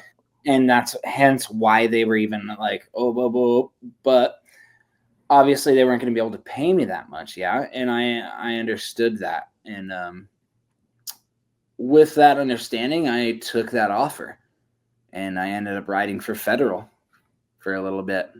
I remember it was exciting seeing Tammy on Federal. That was it felt like, oh yeah, there you go. I went fucking hard. I put out one of the best welcome to the team video that I've ever put out without any of their help at all. And I was there for a couple of these clips. You filmed a couple of them? Yeah. Run that right now, please. Run that right now. Run that right now, please. Please. No, this is one that I'm very proud of with that currency track. Yep. Yeah, I added this shit and damn, can you play the music? No. Nah. But I rewatched this the other day and I was like astounded with some of these. Like the hanger on the rail that there's you'll hit your head. Man, was very good. I fucking had so much fun filming shit, but yeah. Can you remember your first time coming to Arizona? Oh, bro, quick, Bobby, pause that. Remember the clip? Go back once because everybody will like this. No, go forward. Bro, the clip of that homeless dude, keep going a little farther. Keep going. You remember that clip of that homeless dude? Has anybody remember? Yeah, I know what you're talking about. What does he say? What's the line? He like rides down and then just eats shit. Rides down the stairs and like it's not a Baker video, but some skate video. I know what you're talking about though. We'll have to find it. Anyways, find it. Insert here. Yeah, insert here. Insert here. Shout out Kiko. Anyways, my bad. I don't watch shit no more. So when I'm seeing these spots, it just reminds me of that spot though. That's a great spot. I think it's still going. Honestly, I haven't been there in ages, but I remember this and being damn, that's Tammy, dude. Yeah, let's party. Yeah. Very nice. Sorry, I keep interrupting. This is very nice too. Yes, it was 2.80 popper router. That bullshit us now. Yeah, these clips. I could hear the hanger. Right there. I hear the currency now just dripping. Look at the law. Dude, I just see my brother with Sean the other day. His fucking hair's cut. It looks weird. He's got a haircut now. Yeah, it's all cut. Damn, the hanger won. It's weird. Yeah, with no rollout too. This night was great. Yeah, this night like it was yesterday. You set this shit up.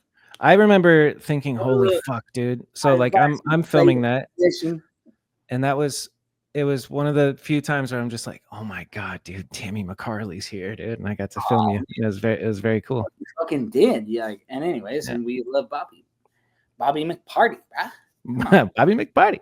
Come on, man. Yeah. Clay and fucking Robbie and then this is phenomenal. Nose over Smith 180, right? Yeah, that's substantial. I did a boss spin. Ooh, the Smith hard 3 is crazy. I know these clips are these clips. Nollie 180. I'm a pretty humble motherfucker, but these ones, this one, the snags, dude. That was early for Snaggles, I think. Yeah, so that was the earliest snag anyone's ever done. Yeah, fantastic. So that's exciting. Cheers to that. That's a great video. Insert that first nose 3 from back in the day. We'll find it, dude. That's like Mike Spinners in that video. Or fuck, dude. It's like it's a legit brakeless nose 3. Everybody does that. Yeah, they're G turning, and I love them, but just it's not a nose 3. Let's That's not a fucking nose call 3. that in. It's a nose to backwards nose to 180 half cab or some shit.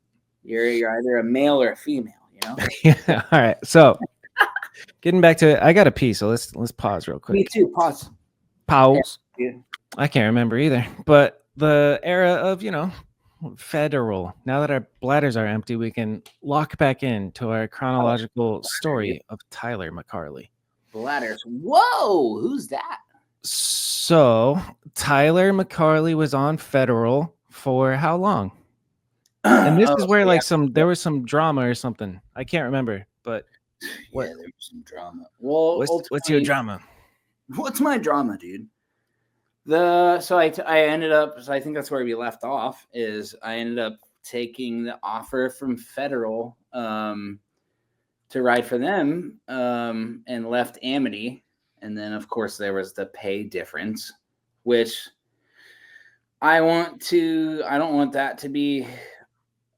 That was important to me that I took that pay cut, which was important. I should have just fucking had a job, but without that, I should have just had a job because with that being like, but then, how much would I have been doing?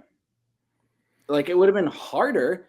And I felt at the time from fucking fit through Sunday, through Amity, Blunted was all in between that. I was doing my job. I was doing my job. I was doing my job. I fucking wrote every day. I was doing too much content, apparently, right? Too much. Like, Tammy puts out too many fucking Tuesdays with Miles, right? I literally got that. Literally is how I felt. I literally felt like I rode for Nike. Yeah, you did ride for Nike. So we can sprinkle this into, and I love Chad Curley so much. He deserved the spot, but he fucking took my spot. Oh, hell. I feel that.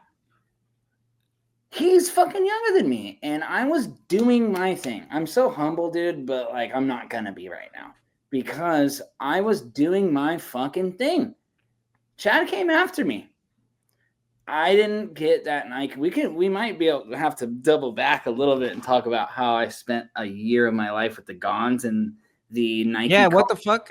The Nike call that I got out front of the Gonz's spot. That if Losey watches this, the BMX Gonz or skate Gonz? BMX Gonz. Yeah, I don't know. Dude, all right, cancel all other plans. We have to talk about that. Tell me about living with the Gonz. What the fuck? Back into federal here in a moment if you'd like, but yeah. I spent when I got on Nike, it was Dennis. Love Dennis. Dennis is fucking obviously. It was Dennis and Nigel Sylvester, Mike Spinner, and who's the 4? Garrett. Yes, whoa. Garrett. So that was the 4, and that was when Dennis hooked me, Christian Regal, and Connor Lotus up with the flow of Nike, and I got this call out front of the Gonza spot. So once I had moved out of the trailer park on my mom's end, however that went down, I moved to one of the most ghetto streets in San Diego, kind of. It was called Streamview, and it happened to be, I'd never met the Gonz before this. I don't fucking even remember where I met him. I mean, not like I was like drinking heavily or anything, but it's a lot of shit was going on, but he lived up the street from where I just moved. And I actually, I met the Gonz, however I met him, I was never at that apartment anymore down the street. And I would always be up, I would just pedal up the street to the Gonz's house. I was 16, 17 years, something like 16, 17 years old. What was it like? Paint me a picture of the Gonz's. Dude, it was cool. I kind of he was still the Gonz. Have you ever met the Gonz? No. Okay. It's just an elusive mystery. At this time, and I will skip forward to a quick, it was shitty to see him then, but at this time I had just moved, and so to skip back a little bit, I was riding for Sunday, I think still, but I got the call for out front of his house And he knew Mark Losey. And who's calling me? Mark Losey, because Dennis put the connection in, but I had to actually get the call on my flip phone. And Mark Losey calls me. Do you want to ride for Nike? Of course. And I was kind of expecting to call. Fucking, I'm out front of the Gonz's house. And he knows Mark Losey. And he grabs the phone. I don't know what he said, but I got back on the phone with Mark Losey. And Mark Losey was not stoked at all. He was not stoked. Gonz was like, "Fuck you, dude. I'll deserve more of this." He said something along the lines of like, "Don't put him back on the phone again." But what was the Gonz like to hang out with? But ultimately, yeah. So to talk about Gonz, so from then on there, I rode Nike Flow for like 5 or 6 or 7 years. But right when I got that call, I had a good like a year or two with the Gonz at that house he had lived at up the street from where I lived at the time. And dude, I knew the legend he was, but I was still young enough. And ultimately, I just enjoyed BMX and was like, I'm sure he was like, "Oh, you're about to ride for Nike and cool, whatever." And fuck, dude, there's a look this up right now. Look up Strange Crew BMX on YouTube. Strange Crew BMX, and then type in Mike. If you might not need to, but Mike Spinner, Gonz, Tammy, and Ryan Gutler. This is around that same time. Hi, buddy. What's up, Bugs? Around the same time. But I spent like 2 years with him, and I think I had moved or something, and I don't think he did well after that. And he's been like homeless ever since or whatever. And yeah, him and his wife were so nice to me at that time, dude. They had a house like next to their grandparents' house. We built ramps in the backyard, dude. We would spray paint them. Like he would drink. He'd buy me like a 40, but like I wasn't like fucking like I was riding, dude. Like I got the Gonz to ride all the time. That's pretty cool. I would make him and his wife drive us to the fucking National City Jumps where I met LaShawn. I would make him drive us to fucking wherever to ride, dude. And he would buy me a 40 afterwards and boom, boom. Like I was just like, I think he recognized me as a good BMX, up and coming BMX rider. And he was the fucking legendary dude. It was like hanging out with the Mark Gonzalez of skateboarding, essentially. Yeah. Nobody has that story, dude. And Rat That's Boy. pretty special. That's pretty fucking cool. I have a great story with fucking Rat Boy. So what's your Rat Boy story? Dude, my Rat Boy Gonz story, yeah. My Rat Boy Gonz story. So, Bobby, Rat Boy's living in Arizona. Me and the Gonz and his wife and a homie named Baca. You know Zachary Baca? I know Baca. You know Baca. So Baca's living in San Diego at the time. We go out to from SD. I think Baca was living out here. So me, Baca, and Gonz go to Arizona first. I think Phoenix first, but anyways, we go up north to Sedona. And ultimately, the Gonz has a brother in Cottonwood, Arizona. A little outside of, what's that hill town? Jerome. Jerome, yeah, babe, Jerome. Yeah. Jerome. Fucking my girlfriend loves that place. Anyways, check this out. So we're riding Sedona Skate Park, and this is the time where you cannot fucking ride that skate park or the cops will come right away. The Gonz has a fucking warrant out for his arrest, yeah? So we're riding the skate park. It's his wife, me, the Gonz, and Rat Boy. I'm riding a skate park with the Gonz and Rat Boy.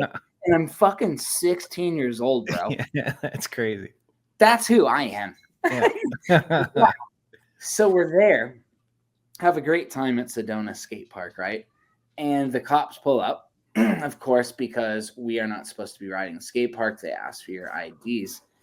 They ask for our IDs. They ask for Gonz's ID, and he has to ride. He has to go get his ID from the van.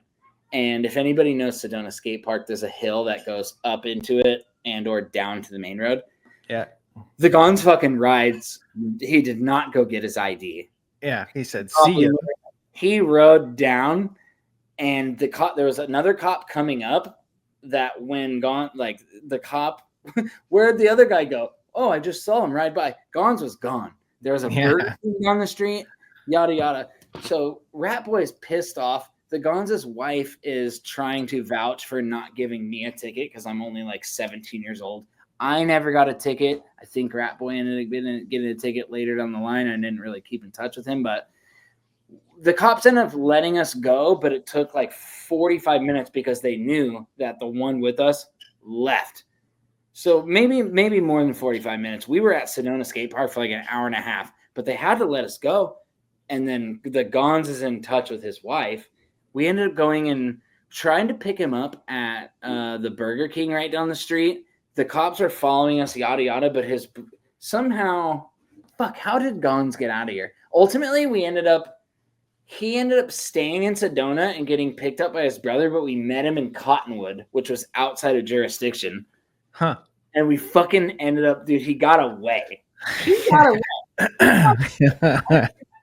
Rat Boy probably got a ticket, but that was, dude, like, I've been on some trips, Bobby, but not with Rat Boy and the fucking Gonz, dude. Yeah. That's pretty special. I really never went on a trip with him again, but and I would bet that you didn't really realize how special it was at the time. You're dude, just like, I'm just with John and fucking Mark. What's his? Do you know the Gonz's real name? Marco Gonzalez. Yeah. Is it Mark? Yeah. Remember the fucking come on. Come on. Do you remember the thing I can't tell you? Come on, you know the fucking thing. The fucking not Showtime. Come on. Show. Oh yeah. Why? Oh, dude, people listening and know exactly what people it's listening. not. Give me another beer. Shola makes me think of Davey Watson. I don't think it's Shola. No, not Shola. Because Els Bells is the name of it, and it's Finding Shade. Finding Shade. Yeah. No, that was it. Yeah. Everyone listening, please hammer us in the fucking comments because for real. Finding Shade was what I was talking about. Yeah. That was what I was thinking. Anyways, dude, that was like, I recognize that, like, and I could go on, dude. I ended up Shutdown. Was their name too. Showdown? Shutdown was their complete video. I think that's what I was looking for. Sombra is the name you're thinking of. Yeah, there it is. Just all that shit, like the Trailer Park homies. And check this one out, dude. My Trailer Park homies. That reason why I fell in love BMX riding. We would watch. Yeah, we would watch fucking Wide Awake Nightmare, bro. Yeah. And the fact that I ended up becoming friends with Corey Martinez blows my mind. Blows my mind. And especially when we're young, too. Like, those videos have such an impact when you're 15, 16. It's cool. It just, if you dedicate yourself enough to something in life and you're also a good enough person, you'll end up fucking meeting some cool fucking people, man. And especially through BMX. Yeah, that's one of my favorite things about BMX. He's doing great though, man, but I don't think he's doing very good. I don't want to disclose his like personal information much, but it was like 3 years afterwards. I took a trip to San Diego and I saw him. This was like 5 years ago or so, and I saw him outside of a burrito spot. I was getting a burrito out with my lady at the time, and I saw him and his lady at the time, or him and same lady, but. And he just like asked me for $1. It kind of makes me emotional, dude. I fucking really don't like that. Yeah, it's no good. I saw Smoker a couple times on his way. Rest in peace, Smoker. Yeah, rest in peace, Smoker. But just seeing him like no longer the BMX legend, he's just a homeless dude on a bike riding past us at the spot. It was like, you know my pain. You know my pain, yeah, exactly. Because I fucking spent time with the Gonz, man, like 2 years straight, bro, like straight. Yeah. Or like that 1 year, 1.5 year was every fucking day, Bobby. Yeah. Got him riding, dude, like all the time. It was so cool. And I know people loved him too, but he just like, he never pushed any drugs or alcohol on me. Like, of course I was drinking and he would just buy me a 40 or something, but I'm young. I was like, I wasn't fucking getting. Yeah, I can only imagine. Ew, come on, let's get red. I made him ride bikes. Like we built ramps in the yard because of me. Like, fucking dude. He's like, yeah, you little shit. Okay, I'll come ride. Yeah, Did you find? great, Did you find? No, the strange cruise shit. I couldn't find anything. No worries. No worries. Tried. No worries. I don't do it right now, but I found it I found it quick recently. But no worries. Yeah. Shit was crazy because Ryan Gutler and Mike Spinner were at his house in that time in his backyard. And that So would've been the Gonz's house that we've been talking about is in that video. Fuck. that video. That'd be cool to find. It's all good. We can insert it later. Yeah. Let's insert a clip of the Gonz's house right here. Any other memories stick out to you from your time spent with the legendary Gonz?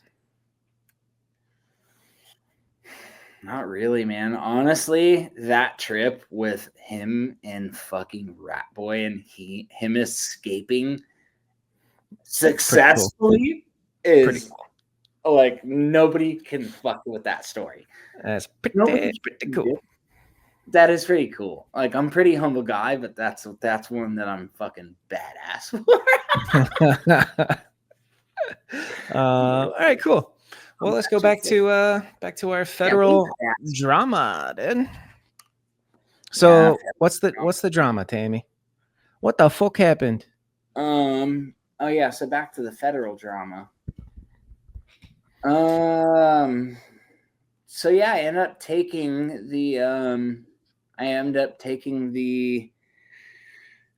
so yeah, money-wise, which is a serious thing kind of, but it's fucking it's bullshit. Well, it's serious as an adult, right? But it's kind of bullshit. It's bullshit hindsight in the BMX industry, is at least for me, but that was a lot for me. The fact that, so it started with Dan Lacey, and Sebastian before, but Sebastian's like on his way out. He's not a TM, right? Well, this is where it's about to get where I'm about to start fucking talking a little bit of shit. But Lacey, my boy, just fucking being super nice to me. Bruno, always been nice. We'll never have nothing bad to say about Bruno, but so Lacey, ultimately, oh yeah, you're riding for Amity. Whack. Amity's whack as fuck. Of course, they had a bunch of shit to talk about Amity because it's a neighboring company that didn't end up lasting. They were doing some other yada yada shit. Whatever. Amity was not as solidified as a company as Federal. I can respect that. I can agree with that. Okay. You're offering me more than half of what I was getting paid. Okay. I would love to ride for Federal with the possible opportunity of being looked at by Vans and yada, yada, yada. Like, this is a good move for you, right, Tammy? Good. Let's cut the only thing I'm making while I should have had a job. I should have had a fucking job but fuck that. I'm a BMX rider. I'm a professional BMX rider. Okay, I'll cut my $650 in half to $300. So I do that. I go ride for Federal. I go out there. I go on a trip. We do a trip to Frankfurt too. On my first, I go out there. I get a new bike, and then I do a trip to Frankfurt. I hurt my hand trying to grind a trick on this rail, right? And that's fine. Damn, there's a couple funny stories in between there, but nothing like crazy. But I got hurt on the trip, and anyways, this has nothing to do with it. And I come home. Let me get on this point now. So I just took a pay cut, right? Mm-hmm. Just took a pay cut. Like, as soon as I switched to Federal, I took that trip immediately. I was over there for 3 weeks. And yeah, now I'm making $300, but whatever. I had a cool trip. They paid for it, and I got a bike. And yeah, I hurt my hand, but I had fun. It was great. So I get back. Month goes by. 2 months goes by. 1 month went by, and I am trying to. This is where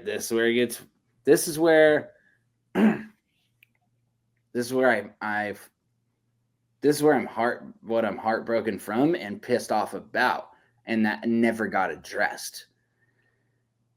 So I took that pay cut. We want you involved and included, right, Tammy? Yeah, we want you involved and included.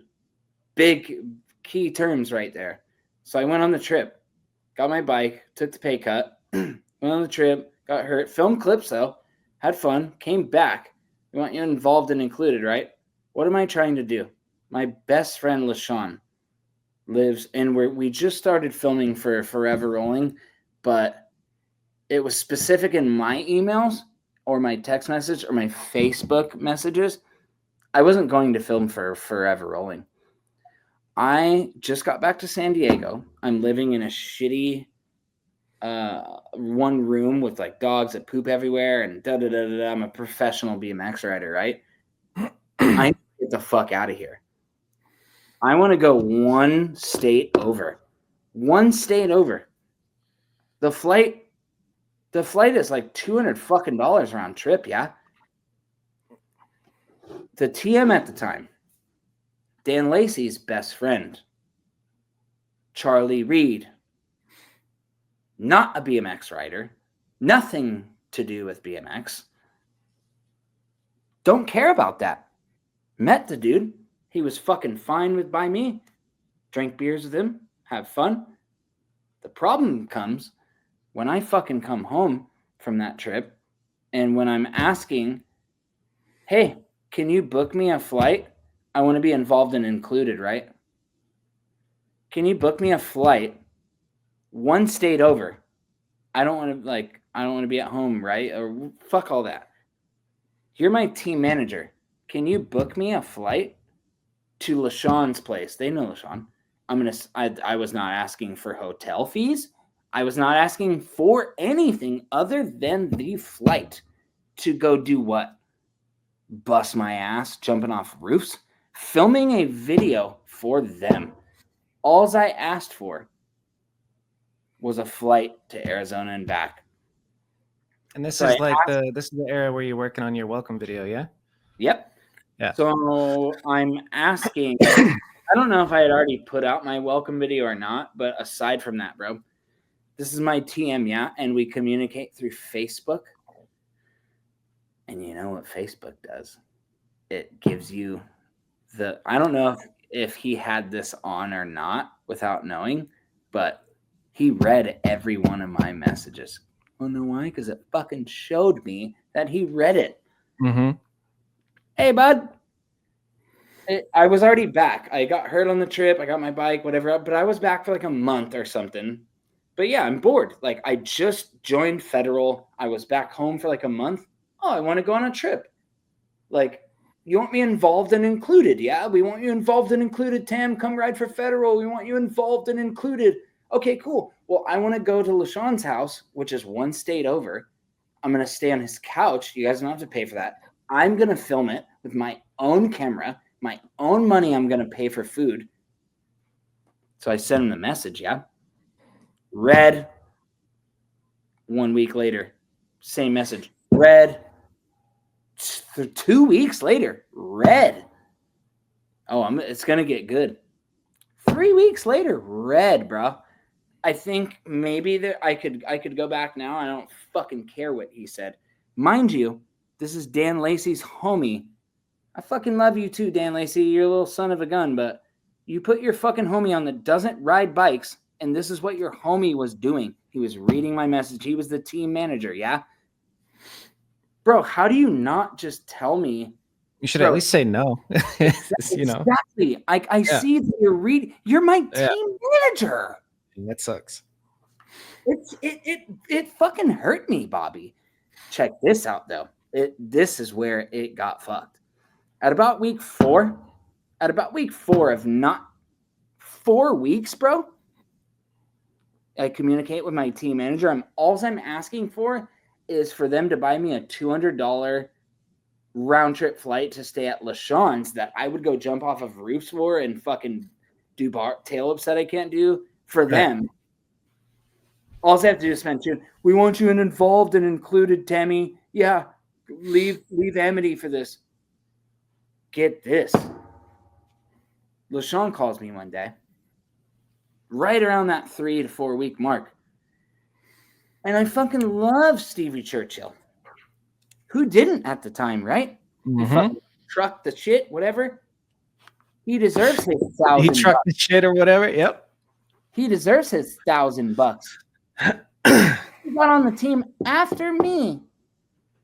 What the fuck was he making a month? $1,000. I want to ask all of you guys right now, if you were working for somebody and you took a pay cut to go work for someone, fuck the pay cut. Let's say if you were doing your good job for 4 years and you were making $650, and then all of a sudden someone that just comes in that is valuable, that is killing it, that's doing great, starts making more than you, I really want to ask you guys how that would make you feel. Because the only way I can go on and tell you about how I felt is I was fucking pissed, bro. And that's why I got kicked off of federal, because I barked like I should have. And ultimately the response was, How did you bark? I barked like that was unacceptable, and I do not feel included and involved like I was told. And then Lacey got all bummed about it too. Whatever I said, Bobby, I just asked the question. Honestly, whoever the fuck got offended when that 10 years ago shit happened, how would you feel? How would you feel? Stevie deserved every single bit of what he was getting. Was I not doing anything? That's exactly how I felt. It can't be a good feeling. I'm trying to remember, like, because Instagram's a thing at this point. It does not make you feel included and involved, Bobby. So what'd you do? Did you make did stories exist on Instagram? You know what I mean? Like, what actually happened as far as like media. This was a strict email. So check a little email pop off. So check out how whack this was in my and how I feel.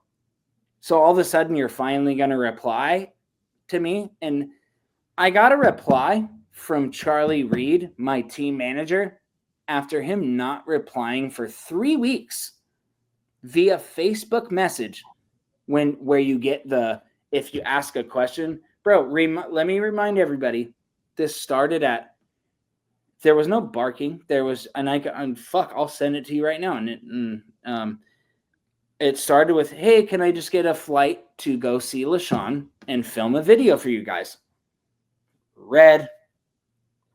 Okay, 3 days later, maybe maybe I sent a question mark. Read. There should never be one red for a $200 flight, bro. I just took a fucking $650. I just took my paycheck in half. You better read my shit right away, bro. That's how I feel. Yeah. Right, dude? Yeah. And I was so dedicated to BMX at this time, so that shit fucking hurt me, dude. That pissed me off, and rightfully so. I will never go back on that. Charlie Reed, come fucking fight me if you want to. I don't give a fuck.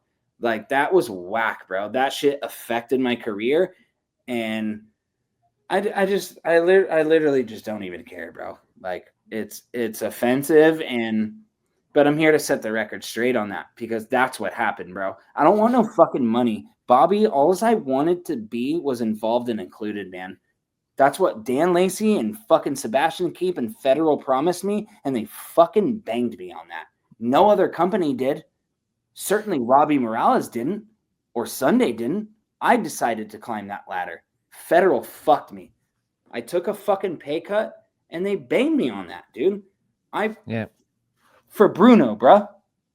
See how fucking dedicated I was, bro. Yeah, that tattoo's sick. Come on now. No, it's fine. They can live with that shit. And what's happening with Federal now? Nothing. Fiend. Yeah. Fiend is the Gius, bro. I just always wanted to be involved and included, bro. You just like BMX for you, Bobby. I see the picture in the background. BMX will be BMX to us. It might change, but yeah. At the end of the day, like, you can take it or leave it. Bobby. And then that's heavy. Freed happened afterwards. That's when I moved to Arizona and we finished. But that Federal shit broke my heart, dude, because I was fucking led on, bro. That's how I feel. That's how I feel, whether I'm drunk or not. I don't care, dude. Yeah, this shit's heavy. So this is like 2014-ish, I want to say. You remember? Don't give a shit. Yeah, we just get sad and cry now. Just, Life is fucking damn, man. Because I remember you were at my you came to my graduation party, I remember, in Tempe, which is like 2012, and that feels like the federal era. So maybe this is when it is, and then Freed is 13, 14 type of thing. So what is for people who've never heard what Freed is? What is Freed Bikes? And then Dude, what was your role with that? Yeah, I do remember. The role with that. Yeah. So that was when federal ended for me. I was still living in southern San Diego, and that was the reason LaShawn had just moved to Arizona, and we had just started filming. Rolling. We had I had some heavy clips already, and I was like, well, federal's done, and Freed was based out of Arizona, so I don't even remember how that ended, but ultimately, to open and close the story on fucking Freed, it was a grasp at continuing my BMX career through a mom and pop shop BMX thing in AZ, and it was going good. I really don't even remember why it stopped, but ultimately I could credit it to I'm just too fucking passionate to deal with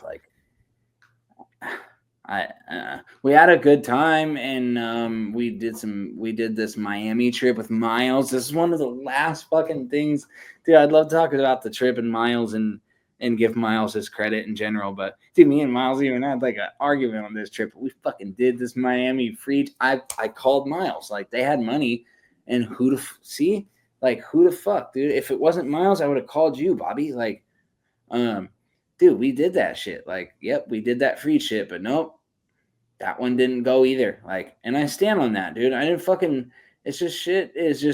That shit is corny. If your TM doesn't fucking hit you back, and whatever I was dealing with Freed, bro, it's just corny, bro. It's not cool to me, and that's why it didn't and should not have lasted and has not. But I love BMX, man. I love it. Look at this. Share this tab instead. There we go. Look at that freedom. So Freed was there's a kid. Well, he's not a kid anymore. His name's Andy, and he's from here. Yeah. And he and his family started a bike company. And and I loved his family too. It was cool. I remember they had me at their dining room table and presented an offer to me. We're offering you $24K a year to be our guy. And that means team manager and filmer and rider and everything. And I ended up using that offer as leverage to talk to Sabrosa and get that job. Yeah. And that was it was good wholesome shit. Look at these guys. Corey was so snappy with his bar spins. Yeah, dude, I forgot DeMarcus was on. You deserve that, Bobby, dude. So yeah, for sure. I deserve your cut. Look, I did a people made me bar on that. Yeah, backpacking. You were making 24. You should have been making 50. I should have been making 20. Whatever the fuck. Just come on. Whoa, yo, Corey. Yeah, he was poppy. He was sick, man. This is a good little promo, dude. Miles made this, I believe. Yeah. So this is you guys filmed this in Miami, it looks like. We were fucking doing it, man. And this was our influence, how we want shit filmed, and dude, look how fucking G it looks. Shit, it's crispy. Bro. Pretty cool. No, pretty cool. I wonder if their website still exists. No, only under the hands of fucking Ennis. Yeah. You see no love yet, dude. Yep. It's pretty good. This year for BMX videos has been insane. Even just the past month, Alex D, Boyd, No Love. I don't want to get too negative, and I do want to show love for Federal and every sponsor that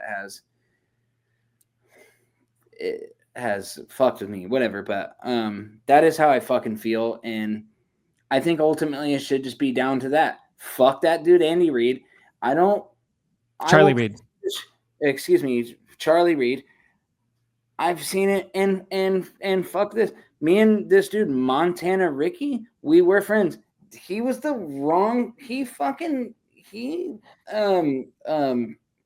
was the TM for Amity on this trip. It was a disaster.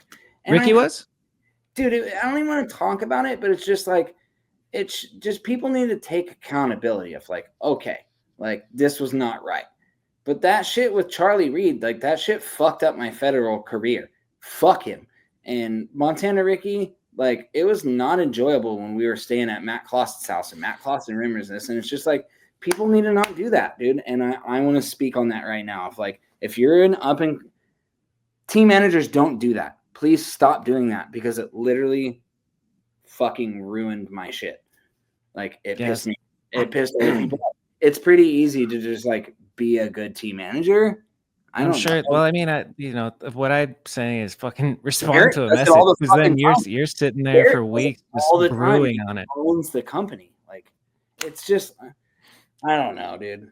Don't mean to get all super negative about it, but I also want anybody that's up and coming, dude, just fucking watch out for that shit, dude.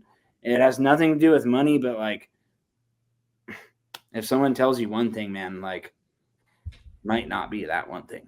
Yeah, and you got to get clarity and stuff, and cover your ass contracts. Ultimately, my advice right now is do what Matt Clausen's doing and have a job, but then stick loyal to your homies in one company, and then you can go on trips forever.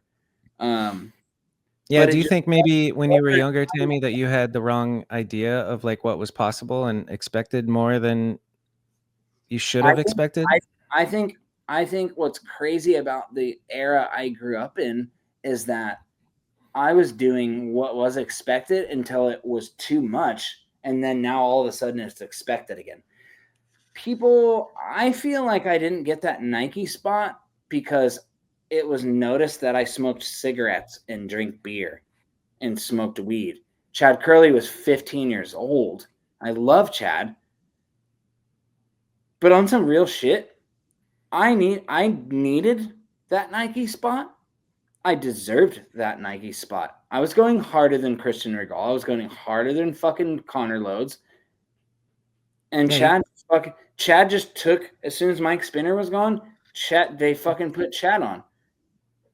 Yeah. They still tell a fucking weed, whatever. Yeah, I wasn't like promoting, but there was a time and era where I guess I was too party.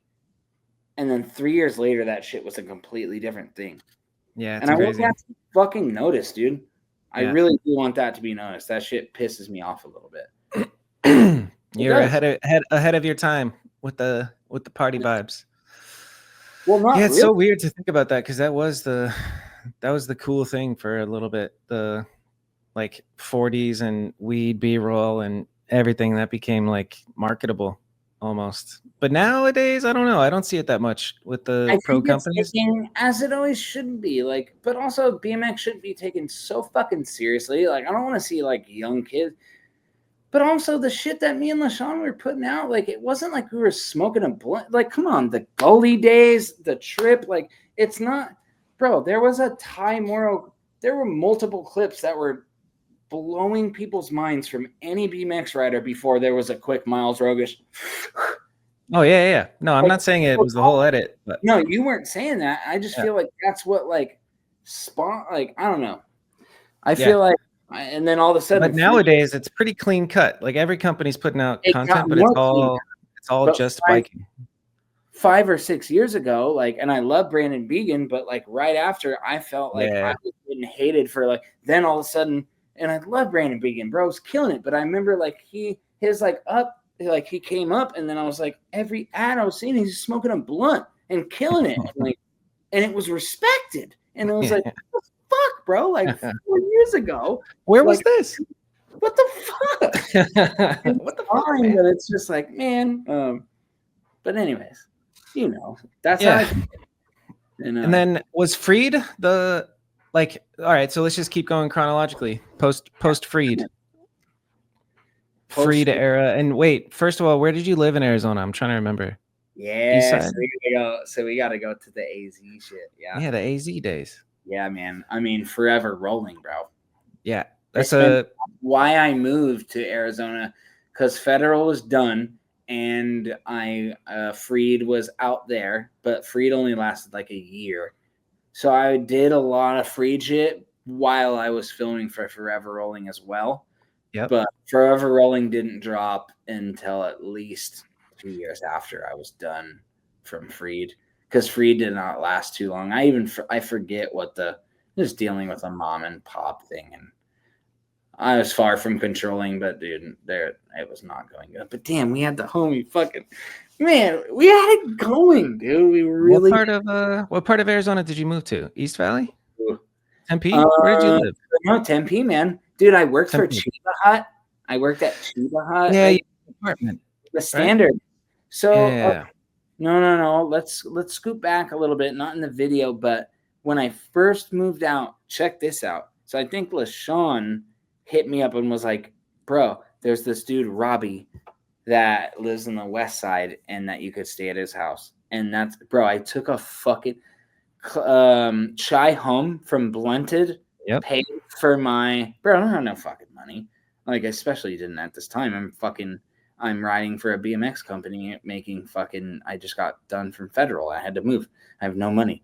Yeah. Chai pays for my my Greyhound flight, my Greyhound bus to move to Phoenix, and I move directly in.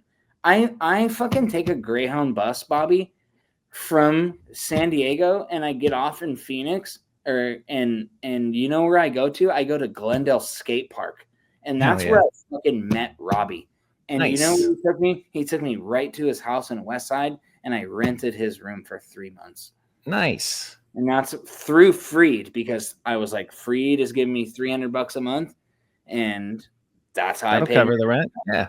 And then Robbie, of course, shout out Robbie Digital.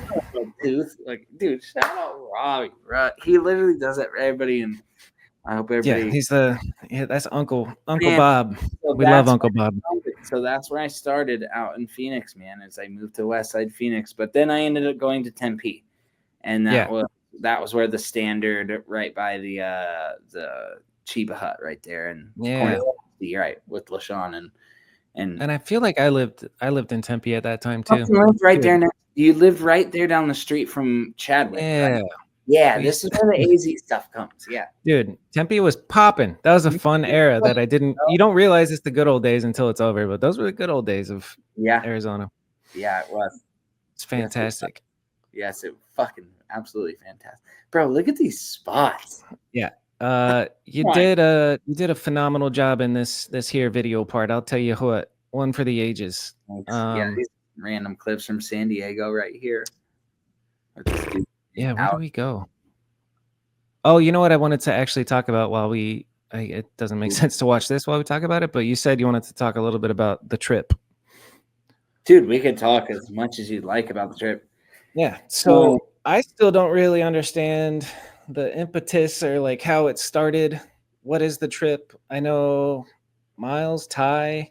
So check this out. I almost moved to Tulsa, Oklahoma because of the trip. Well, I tried to. I'm going to try to think about like what year or era this was. No, I got a fucking Sunday frame sent to. Oh, if Steve Croteau's watching this shit, bro, I had a girlfriend at the time. I left her to go make my BMX career while the trip was just starting, right? I left to go move to Tulsa because I was in hopes that my BMX career was going to fucking take off. Because I was killing it, bro. And I just got started sponsored by Sunday. And I was like, this is what I have to do. You know, like I was in love with the girl, but whatever, I have to go. And she supported that. And I left. Miles Rogish, I love him to death, but he's only making enough money off of all these Tuesdays of Miles that he's doing, let alone the ones that I'm in. And he's not promising. He's just like, I got you. Da, da, da. Anyways, just everything's coming together. There's no shit talk on Miles here, but I fucking went to Tulsa, tried to move there. I didn't have a fucking job. I should have went there and got a fucking job, Bobby. So what happened was I went there and didn't do that. And I'm just like, whenever we're filming is whenever we're filming. And which we were fucking getting it all the time. And just who knows, but I had no money. So 2-3 months comes around and I'm depressed a bit. And I ended up having to fucking leave because I had no money. I missed my girlfriend. I just couldn't do it anymore. I should have fucking got a job. All this wasn't what I thought. But we filmed a fucking lot. We filmed a lot. The Florida, bro. Like I filmed most of my trip part out there. But I remember a time where it was just like weird, and I love Steve Ricchetto, but Steve's just such a hard ass and shit. And he was like probably talking shit on me, but I had to hit up LaShawn and be like, Steve's bullying me. Anyways, LaShawn hit up like, hey, don't fuck with my homie. It wasn't like that, but it kind of was. Like I got in my head, bro, because I was just like malnourished. Like, you know what I mean? Like I literally and broke. I had no money. I didn't realize that I should have just went and got a job in Tulsa. And yeah, because you probably thought that you couldn't chase the dream. Bro, I was malnourished. Like malnourished. Wanted a beer, couldn't afford a beer. But what I'm saying is, like, I think your mindset back then was like, I can't chase my dream and have a job. It has to be all in. Thank you. Bingo. Which is wrong, but that's what you were thinking. Yeah. You know?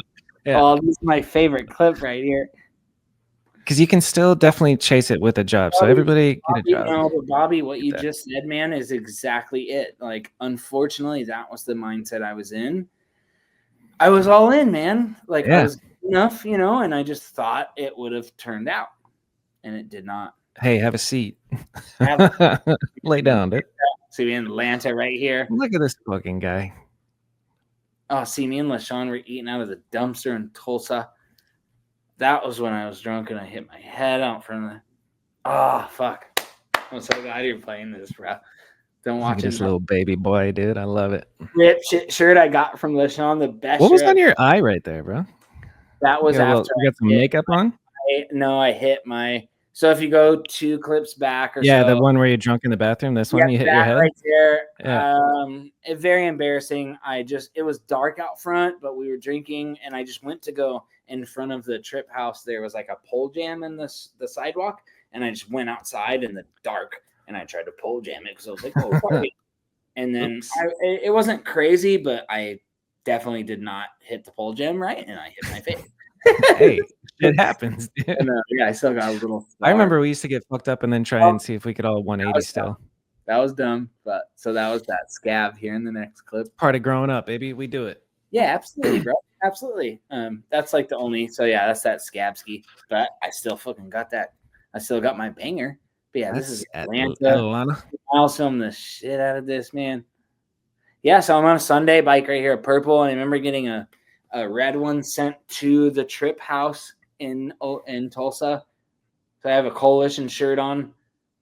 Fucking yeah, dude. This was like when I was in my prime, I guess. Making a name, you know. Sponsor wise, this was when I made the most money. It was $800 a month, and fuck money, but it was like, come on, dude. Like, I'm fucking going, dude. Like, I would film more shit than anyone.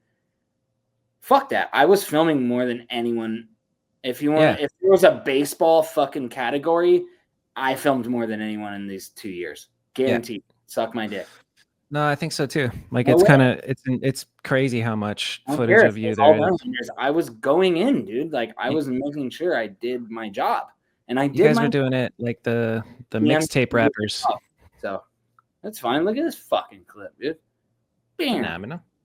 Oh, go off the right side. My short ass might have died right there. No, dude. Just anyways, I'm very humble, dude. Everyone was doing their part, and it just when things don't go fucking accordingly, then it might get someone a little butthurt, but whatever, dude. That's so long ago now. And I'm glad I went through that shit, kind of, because BMX is supposed to just be fun, dude.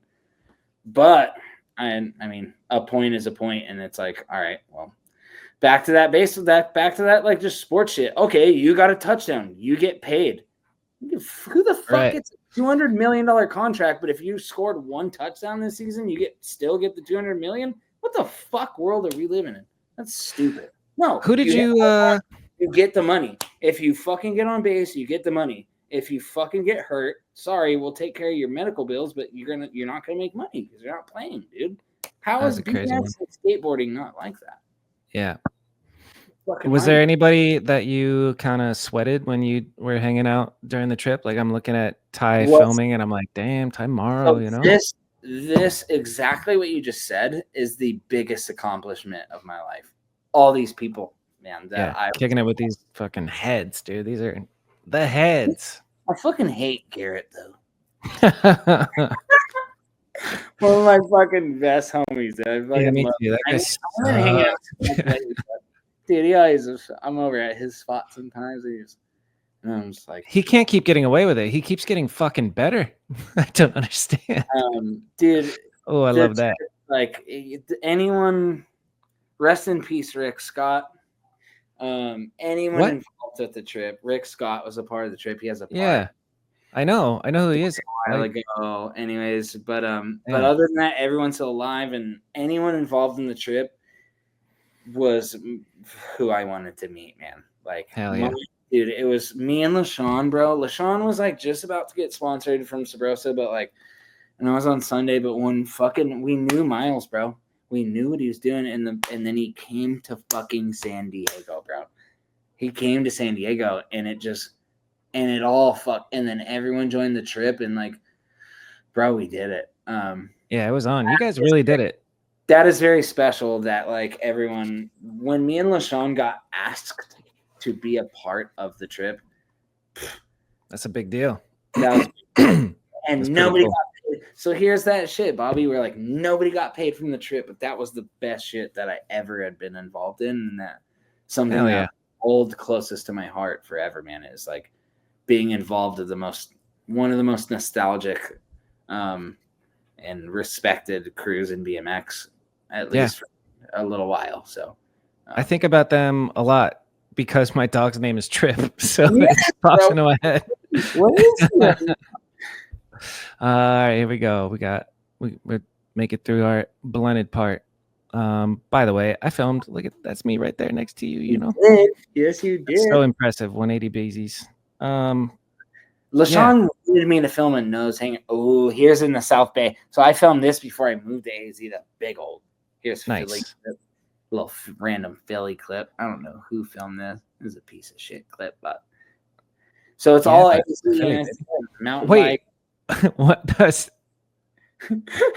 some random kids? You know Philadelphia? Yeah. Well, they're not in the video, but these kids pulled up. These kids pulled up and they were like, fuck yeah, what are you guys doing? And I'm like, we're filming this video. I'm like, fucking let me ride your mountain bike off of this shit. Nice, dude. Right there. Big pimping. Yeah, we back to SD right here. Yeah, this is my most if you're playing Forever Rolling. Oh, that reminds me, Tammy, where does you have a signature swerve? When did your signature swerve begin? And what is it? Tell you what, hopefully Stevie Churchill had a signature everything because he deserved that. But I've had signature nothing. But no, dude, your swerve. Whenever you land a trick, you swerve like a motherfucker. Got that shit. Nobody else got that. That's you. Yeah. Oh wait, I'm sorry, bro. You heard what I was saying. You were making no, I heard. No, that's my swerve. That's my swerve. No, so I feel like I noticed people that raced and rode BMX before have that. Dude, I just spent so much fucking time on my bike without racing. Like, I literally was on my bike 24/7 every fucking day from 11 through 22 every day. And I'm glad that I'm not on my bike every single day anymore. It's a little bit better on my body, but I love riding and being on my bike. But goddamn, dude, some of those people that were racing when they were 3 through 15, they weren't on their bike every day. They would just race all day, every day.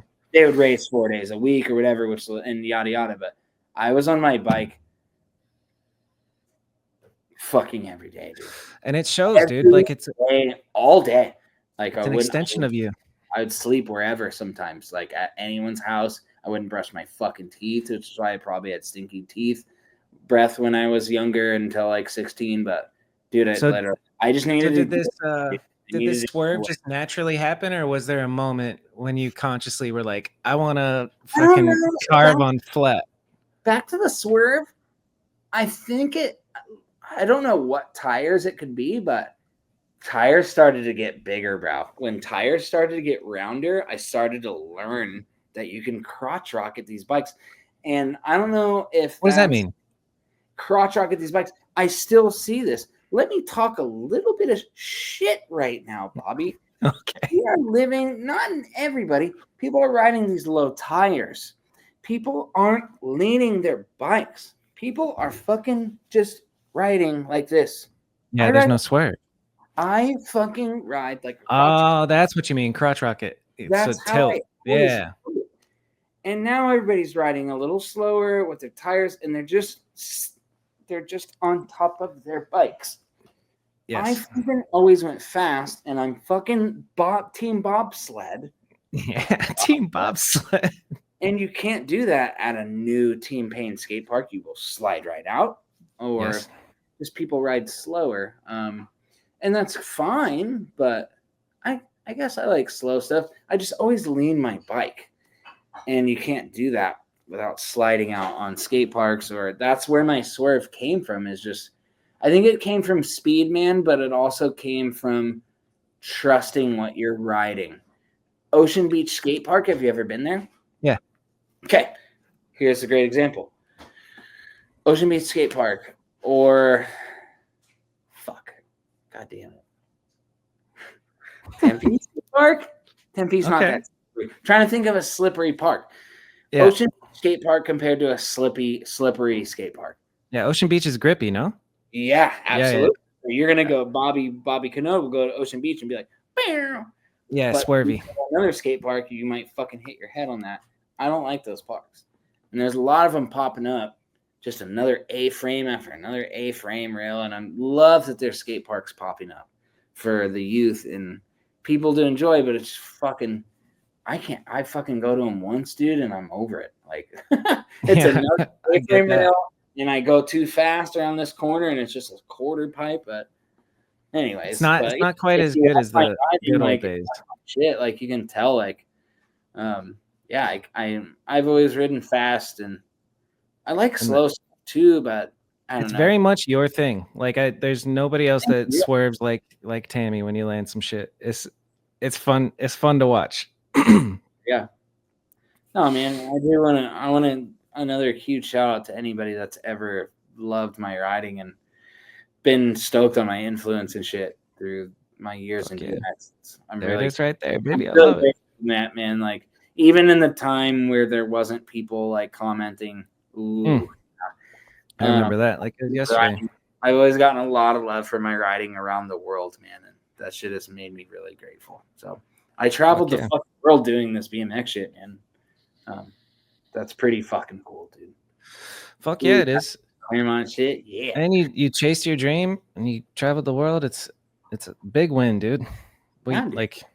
It's incredible. We blessed. Yeah. Hey, I was there for this. Hey, I filmed it. Yeah, there's some shit when I rewatched this the other day. I was like, damn, that line was nice, dude. Half cab feeble Manny bar is crazy. Run it back. Come on. Run it back.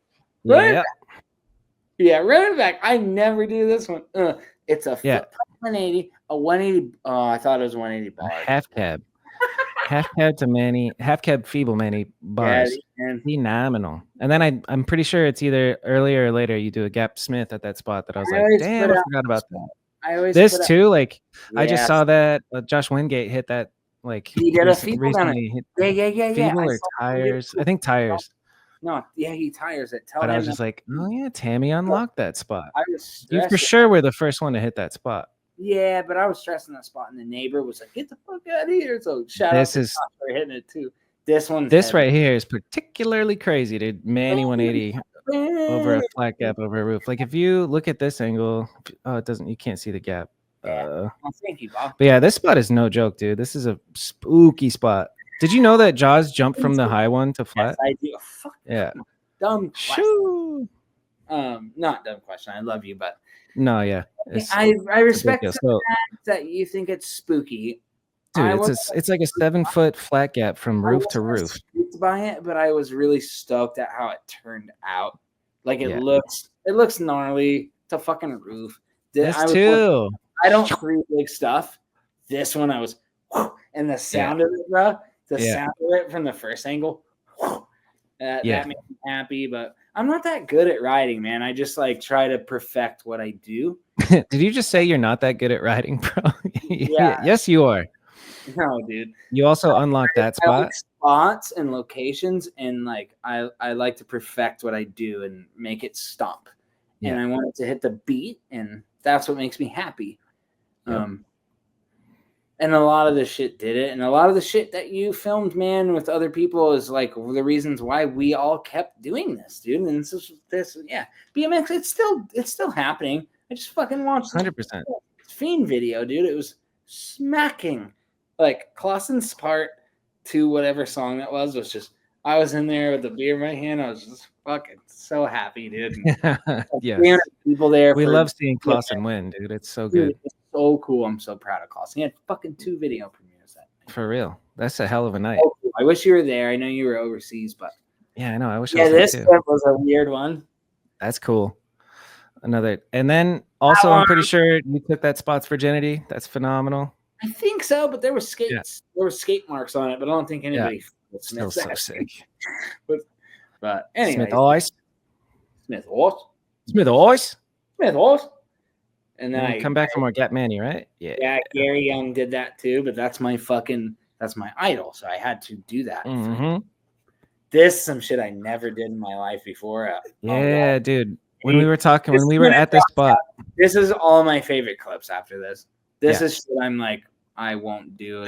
This Ice 180, we all talked about this. Like Lufa was going, how the fuck, dude? Tammy Ice Pick 180 up this wall. That's a crazy move, dude. I don't know why I thought of it. I needed a clip that day, and then lo and behold, later that day, I blew my knee out. Ah, hell. Pretty sure I did. It's a monster Nollie 3. Oh, speaking of monster, dude, there's a story from that clip. Yeah, so here's back in South San Diego. This is like right by the border, this school. And then Denver here. Dennis bar spinned that. And before I got put on Pusher BMX, Clay, we were premiering Forever Rolling. Yeah. Dude, Dennis barred that? What the fuck? Check this out. So pause on that. Yeah. So we premiere Forever Rolling at Nora Cup at the Fremont Country Club, downtown Fremont Street in Las Vegas, right? We paid for it, yada, yada. And I'm not riding for Pusher BMX yet, and I want to give the hugest shout out to Pusher during this, and we'll talk more, but this was fucking hilarious and great because I love Clay Brown, who owns Pusher and has been, dude, remember Pusher Zine was before even Ride BMX and all that shit. It's been Pusher. Stand on that. So we're at the premiere. The video's done. My card, I didn't have much money, but my card gets declined at the Fremont Country Club right next to Clay Brown, who owns Pusher. And I didn't know whether my card got declined or whatever, but they just said it's declined. Clay buys me my beer too, and he just saw my part. He just saw this clip that you're paused on. And Dennis had bar spun it in a Pusher mail order edit that they were just about to put out. And he was like, sorry, Dennis bar spin it. I was like, he bought my drink and shit. And lo and behold, I found it next day. I was like, damn, my shit just got declined right in front of Clay. And like Clay bought my drink. And I was fucking on top of the world because I knew who Clay was. And it's like, of course, I know my boy Dennis. Like, I was like, bro, don't be mad. Like, yeah, Dennis going to bar that. Like, fucking, that's hilarious. Thank you for my drink. But then I end up getting on Pusher. Like, he comes to Arizona like a year or so later with Preston, my fucking brother Preston, who they're 1-1 with Pusher. They've been running Pusher forever. And they put me on Pusher, and that was cool as fuck. So thank you for pausing. Yeah, that's cool. Yeah. Thank you for pausing on that, because Dennis barred the fuck. I was stressing jumping that, but it was some edit that popped up right around before us dropping the DVD, and Dennis barred it. This is one of my favorites. The 1-footed X on that set is fucking so good with speed. Dude, yeah, where's that photo at? Photo, dude. Who shot that? Fuck. Fudger? No. Dude, that's fire. What's his name? Dude, I've asked for these photos a few times, too. This is insane. to land in that bank is crazy. Minnesota. That was Bike control, dude. Well, the sound of the snap rod, Yeah. the sound of that when you turn that up. I don't like this filler clip, but it's fine. I don't think that's Philly. That's pretty buck. Well, I should have done a double whip right there. This is crazy. Every time we're downtown, I point that out. I'm just like, Tammy jumped over this rail into that wall. So yeah, crazy. well, it looks whack, but I crashed for that really bad. It's one of those things. Like this is true for any any. Arm already, and then so I pulled this, but I had a scab on my arm already, and I crashed. Oh yeah, look at that. I crashed, but I crashed right before that, and I let out a scream because I was pissed. But I pulled it, but it looks like the most underwhelming. Yeah, and that's just the nature of fucking video. It probably could have been filmed better. You can see my arm. I'm bleeding for this. Yeah. Right now. Anytime in person. But it's just not. It's just a rail hop wall. If you come to Phoenix, yeah, it's something. It's something fierce. Anybody I'm with, I always point that one out. Thank you, Bob. Yes, sir. Oh, this is where this clip. I'm taking that one to the grave, fam. Run that back. And see, nobody doing the hangers, bro. Or the snaggles. This clip, Tucky, Manny, Ice. I mean, clean ass bar spin. Followed by signature so swerve. I filmed this clip like 8 years ago now. The snaggle? Yep. And it's a big boy. And I locked in. It's quite legit. That's regular side too, right foot forward. Yeah. It's pretty fucking gangster. Yep. Long time ago. Nobody's doing Manny one-footed X's. I love that.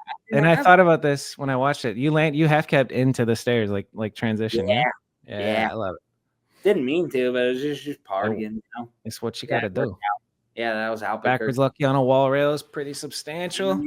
So I originally was trying to just backwards grind it and do, I think, that foot plant maybe 3. But then I was like, well, just do it. And then we're just filming, and I'm like, oh, I think I could foot plant 3, but then it's funny how like there's no way I'm foot plant 3ing that with no speed. Yeah, but I'm glad that it wasn't just a backwards grind, because it ended up being backwards lucky, and I was like, ooh, that's kind of sick. It's fucking way sick, dude. Then I'm like, ooh, I can't foot plant 3 that. Let me just foot plant 180 it. But I love it. It's funny how that works. There's always something in your head of like, oh, I could have done that better. Yep. Wong Tran filmed this clip. Dude, these little kids. Yeah, I see his knee right there. And then DeMarcus filmed this clip. I'm so hyped on this clip. This is a great clip. And then it's a cab perfectly off the curb too. I mean, I'm not mad at that, dude. I'm not mad. It's a beauty. Oh my God, this one. I'm sorry for how I filmed that. No, we have 3 angles. Running. That's fine. Dude, that day was hype. First try. Like I think you kind of looked at it for maybe 10, 15 minutes, and then as you just hear, yeah. Here he comes. Fast, I guess, when you're fucking scared and not skilled. The hype was fucking real. But yeah, those couple clips before, man, I'm really proud of as well. But this is a hucker, and I think it was fitting for the ender. But yeah, man, yeah, I was fucking lit, fam. Those the kids. You're a little ball of energy, dude. I love it. Yeah, man. That was so. Where do you get your energy from, Tammy? And I'm just glad we ended with thank you BMX, because again, I can't express enough to thank all of you guys that have just fucking are true BMX lovers, man. Everyone is, but just thank you guys for liking my riding and shit and watching the shit we put out, dude. It's awesome. Fuck yeah, you're the shit. I don't watch everything these days, but also like I watch what I want to watch, and absolutely, there's so gotta watch Killian's new edit that came out today. You seen that yet? Oh my God, yes, I did. Hold on. I watch enough. There's just a lot like of this, the stuff we're watching of myself. There was like little coming out in time. So these days I'm working, whatever, and it's just. But I watch, and ultimately you can see what you need to see on the fucking Instagram. But it's like it's crazy, yeah. Back in the day, or not back in the day, it was a little different. Like you would nowadays, like as soon as someone's part comes out, you can see their banger, which I guess is cool, but it's just different. It's different, and that's cool. That's all that matters. Is just it's okay. Yeah. So how is your life right now? What are you doing for work? So I'm working for this packaging company. I deliver for them, hourly deliver for them, but I'm getting some accounts going and gonna do some like sales stuff for them. Sick. For me, Good for you. Ultimately the same shit I'll be delivering. I'd be making a percentage on. So Dope. looking Good to forward hear. to that, but And then Hawaii. What brought you out to Hawaii, and how long were you there? That was cool to see. Just shredding Hawaii parks. I'm like, damn, Tammy, okay. yeah, that was cool. But on that money tip or job subject that you basically just brought up, that was essentially what I was supposed to do out there. Let me take a big sip of this beer before I tell you that went to shit. Oh, shit. Long story short, I don't want to get into it too much, but I went out there to be a videographer for my brother's. He was a photographer doing wedding stuff. Yeah. And there was a lot of promises and da-da-da-da-da. And ultimately, I went out there and to do work with him. But then I had a situation where I would do work trade for a place I would live at. And the place I found after the first month, there was like no Wi-Fi the first month. It was a little weird, but whatever. And then I got the spot, but it was 4 hours of like gnarly work trade, like boulders and moving shit, and ultimately doing this cacao farm and this mango and cacao orchard. It's beautiful. It's fucking hard work. And then after that, so that ultimately that 4.5 hours would pay for my place of living. And then I was waiting or doing whatever job came with my brother doing wedding stuff. Yeah. And then to kind of skip forward, I tried to get a job I tried to do my work trade and then go do a serving tables job for like 10 hours. And I couldn't do that, bro. After being on my fucking legs for 4 hours. Then go serve. That sucks. And then going to serve for 10. I tried to do 4 10s and that was too much. And aside from that, I just got burnt on that. But anyways, I don't want to like really hammer my brother too hard, but fuck him. And he was stealing money from me ultimately, and that was not where I needed to be anymore. But I literally uprooted my life. The job I currently have now, I let go and I gave to Cole Volker. Y'all know Cole Volker. Yeah. Dave. That was so cool to me that I was able to like, hey, I'm going to like, some people are like, hey, does anybody have work? Da da da da. And nobody fucking replies back to you, right? I was able to give someone in BMX a job, and that was fucking cool. Cole. I was like, Cole hit me up, and I thought he was asking for a friend, and he was like, no, for me. He took my job, but while I was out there for the 6 months, it wasn't. After like 5 months, it wasn't going well. Fortunately, Cole was like traveling enough that he was like, yeah, I think they would probably be stoked to have you back, and him go his own way. And so I'm grateful that worked out. I literally moved back. I decided to move back and got my same job back, which is I've had for a year and a half now.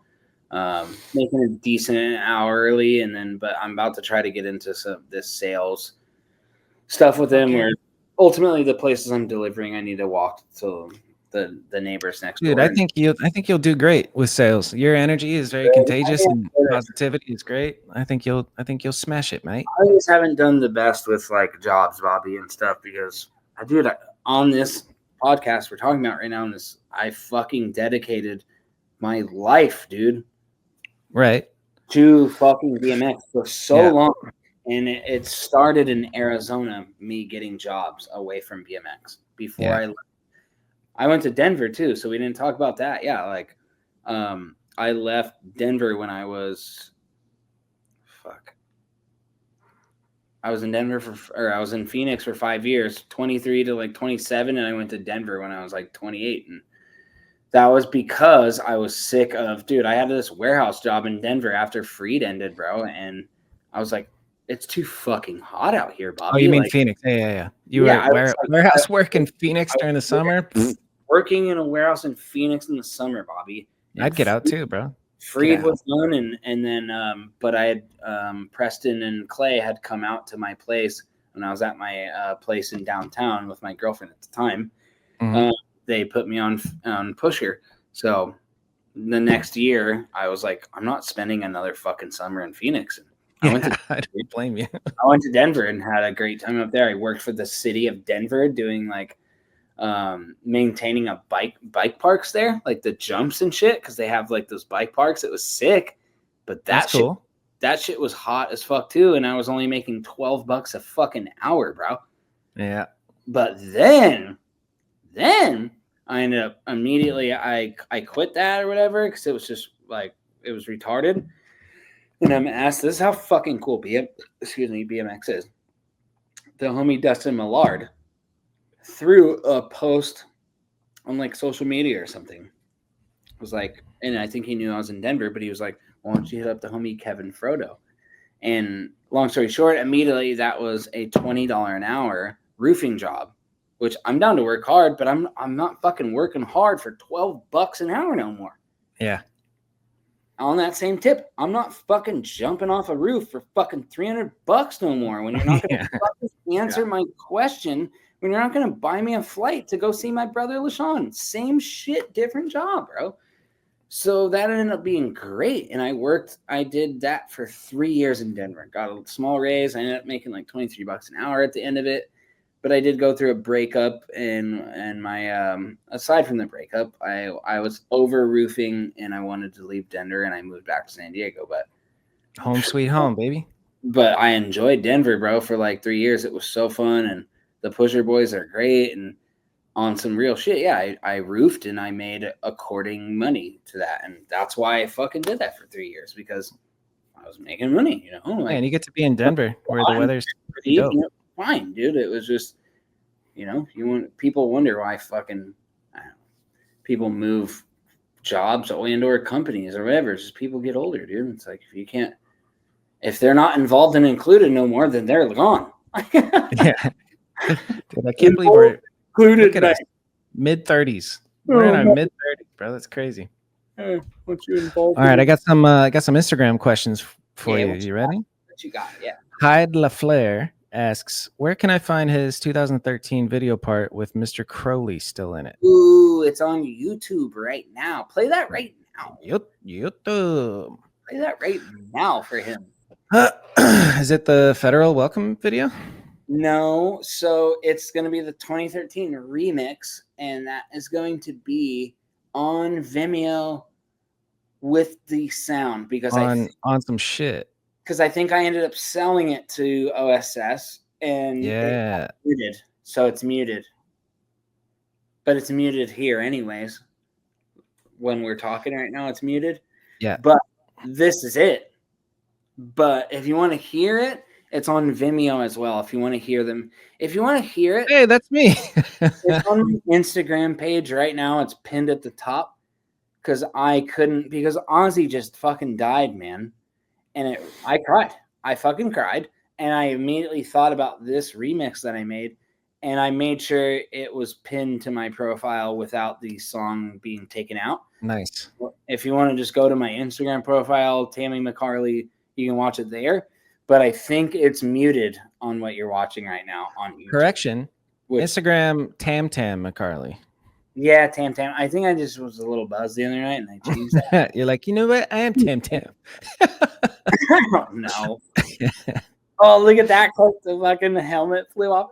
No, but ultimately, I know we're not going to like play Ozzy over us talking. But if anyone watches that without the song, that will piss me off. So just go to my stupid Instagram profile. You have to watch our stuff with the music. This is what our job is. This is what we did. If Bobby fucking filmed a video and you guys watched it on mute, that would piss Bobby off. It's an insult, dude.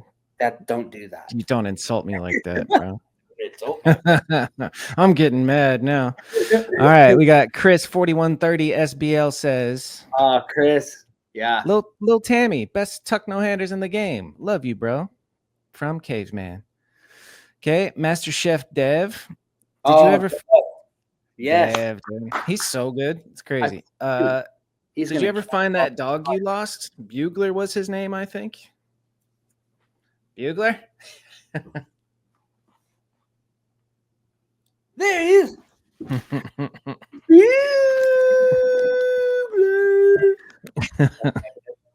Dev, love you, brother. That's that. Shout out Dev. Devin Burks. He writes for Odyssey now. See, they better not be sleeping on him. They better put him on trips. That's all Devin wants to do is go on trips and have fun. BMX, dude. That's all I fucking wanted. Put Devin on trips, Odyssey and Sunday. Now. It was pretty fun to see him at our premiere. Love you, Devin. Here's buddy. Paul Lurch, 2002. We kind of covered this, so you don't have to answer it. But what was it like riding for Amity back in the day? We talked about it. Again, I have nothing bad to say. And ooh. Yeah, pretty rare, awesome opportunity to spend that much time in Tempe. Sorry, I'm betting on baseball and things are going good. Dat Cat Jake. Back to that question. I'm sorry. Back to Amity. Okay. Back to that one question. I'm sorry about that. Go ahead. No, we already covered it, bro. It's what was it like riding for Amity? It's like we talked about that. Dat Cat Jake says, talk about Freed, what happened to Blunted at Athletics, and why he left AZ. We covered all of that. Also, although I don't really know how Blunted ended. Long story short, I felt bummed. I was glad that we filmed that video, man. And I guess to answer his question, it came to an end because Chai, who owned Blunted originally, couldn't come to an agreement with LaShawn on LaShawn taking Blunted. And ultimately, Blunted, we did all that, bro, in a sense. And it just ended. And that's fine. I have no hate towards Chai. Zero hate towards LaShawn. As far as LaShawn told me that it was just LaShawn wanted to kind of take it over after we had filmed the shit. I don't know if Chai wanted to. I don't even think Chai had a different direction he wanted to go because obviously he didn't even. I don't know if it's obvious, but he didn't even go. It's not like Blunted's a clothing company now doing some other shit. Yeah. He did nothing with it. I love you, Chai, but you did fucking nothing with it, and you should have gave it to LaShawn or at least let LaShawn buy it. So that's what happened with Blunted, and I am very heartbroken about that we fucking did that shit, and we filmed that DVD, and we premiered it at fucking Nora Cup, for Christ's sake, and poof. So I'm heartbroken about that. So next question. Colton Klein. Shout out Colton from Tucson. Yes. He says, whatever happened to the game of bike videos at X Court? Tam, Hayden, and myself. I don't know. Is that like a banquet video or something? We've been trying to find these videos all night long, Colton. Yeah, for real. Bunch of elusive videos. Can you download them for me? Let's see. Dustin Arp says, ask him about the ice cream truck lady in Denver. Oh no. Can I talk about this? What did you do with the ice cream truck lady, dude? I'll say some shit. Was she built like an ice cream truck, or did she have an ice cream truck? She definitely didn't. Oh my God. I don't know if I could talk about this. Austin is doing burnouts on the front of an ice cream truck. When I decide I'm a little horny. I'm a little horny. For not just an ice cream. I think that's all I might say. I'm a little horny for that. I'll ask you off camera. You can ask me off air. Yeah, I'm gonna leave it at that. Anyone that don't want to believe that though. All right, Ginger Ninja says, oh shit, we didn't even talk about Spinelli's. Gotta ask how the Spinelli's BMX thing got started. Hey man, did you just hear about this? That Spinelli's is closing. I did hear about that actually. Dude, here's a whole nother era, kind of not era, but oh man. I don't know if I'm just like too core or what, but that shit went awry too. But we had a good 2-year Spinelli run, and ultimately I can't thank Chris enough. And I'm glad So I found out the reasoning why he's just changing into Corey said. He's got a kid and he's got a girl and he doesn't want to fucking spend his time. Dude, Spinelli's, man. When they moved in there, dude, and he asked me and LaShawn to be a part of it, and of course, and we were able to go over there and eat free pizza and tip for free beers and be a part of that and fucking run amok on 5th and Mill. That's so cool. That was the fucking coolest shit, Bobby. Yeah. We'll never take that shit for granted, and I can't thank Chris enough for that. And unfortunately, Spinelli's has just closed down. The one, but Chris was down, dude. Dude, he's so fucking. Remember being on top of the roof, man? You're fucking climbing the. I do remember this. For fireworks and like the for New Year's and holy shit, dude. You just inserted that memory into my brain so hard. I just got into you. No homo. Yeah, dude, it was. Let's just give a round of applause for Chris at Spinelli's, man, because shout out Spinelli's. That was the support from not only food but like fuck money, Bobby, but like he supported BMX in a big way. Like we ate, we had a place to go. That was like all we fucking kind of cared about was having a home, dude. Is, fucking book me a flight or where's the crew and let's film. That's exactly what Spinelli's was for us. Like, yeah. And yeah, for a while I was like the TM of that, and we fucking did that. We did that shit for a little while, and then I left and whatever. I'm not saying it went like, just obviously it's done now, but it changed a bit, and it was just all skating inclusive or whatever. And anyways, I thought it was great for a while, and I can't thank Chris enough for that, man. Yeah, for real. Shout out to Spinelli. Everything's temporary, Absolutely. All right, another Dustin question. Ask him about the BOLTND tattoo, the Bolton tattoo. You got a Bolton tattoo? Did you misspell blunted, bro? Where's it at? Oh yeah, look at that. Let's see. Yep. Oh, okay. BOTND. Bulletin. So it's a day before we go. Me and Dustin, Arp, and Shane, we're gonna go to. We're taking a trip to Minnesota, right? We're gonna go through Sioux Falls. They both live out there. Dustin Arp's family is from Minnesota or South Dakota. Anyways, they're both from South Dakota, Sioux Falls, something. Anyways, but we got hammered, and I'm riding for Blunted at the time, and I want a Rocky Mountain. I just want a BLNTD because Blunted was the abbreviation while we're filming for I'm still filming for the Forever Rolling DVD at this time. Yep. I tell Shane we're getting hammered the night before we go. Fuck yeah, Shane. I'm glad we're talking about this. Fucker. I give him a perfect 69 tattoo right above this Texas on his fucking shit.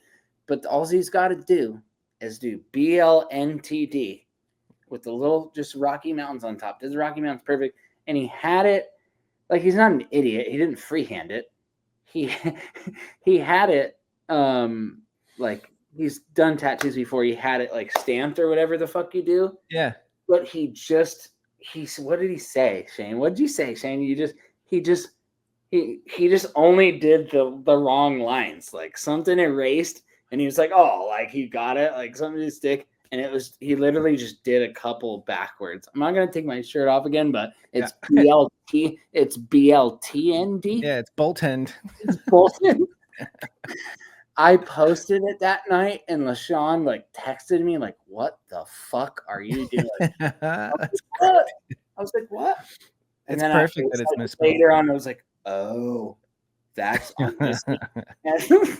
Fuck you, Shane. A little whoopsies. Oh, shit. So, all right, Jeff Westcott, our boy, he says, could Senna pull it off? Senna. Who asked that? Westcott. Oh. Seneca. Damn. Also hit that Halliburton fucking that Halliburton 4 spot that night at the bar. I just kicked it with Westcott the other night at the bar. Hell yeah. And it was so cool. He came back to meet my girlfriend, and as soon as we got back, my bet hit, and I won $40 off $5. Let's go.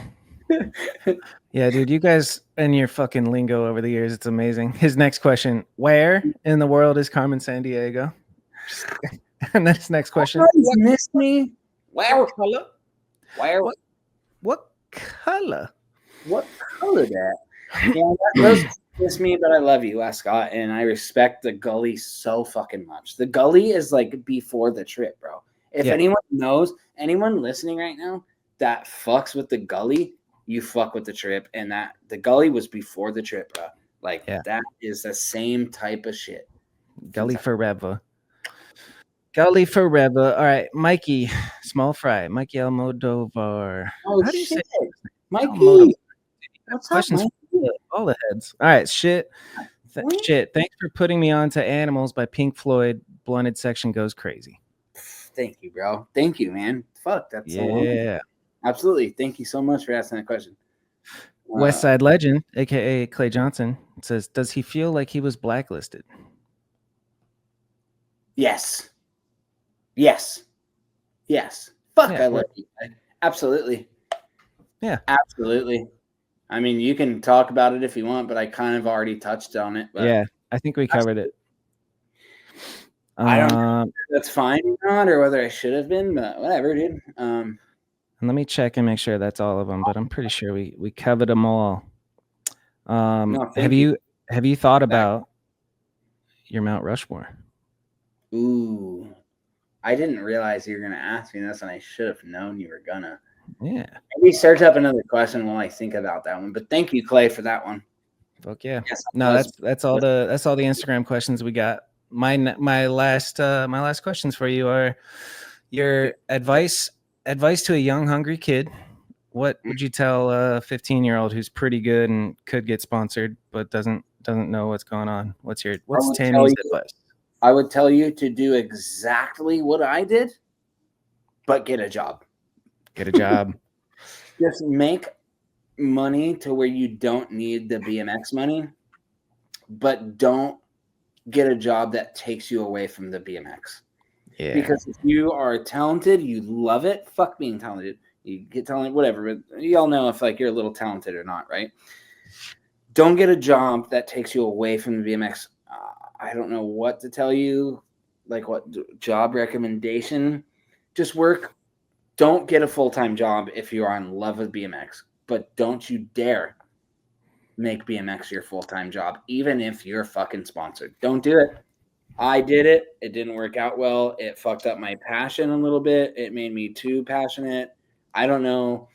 To each their own. That's my advice. If to answer Bobby's question right now, that's good advice. It would just be like have a job while you are aspiring being a professional. Dude, ideally something flexible too. Like Grant was just telling me about his valet job. What's that? Grant Castelluzzo, and he named a bunch of other people that do it, but they work valet, and it's like super flexible. Well, I started watching your guys's. What was he talking about? Valet. Okay. Yeah. So he does that's just any job where you can take time off to go on trips and shit and not lose the job, you know? Absolutely. Yeah. And then other question before Mount Rushmore would be what are you most proud of in your BMX career? I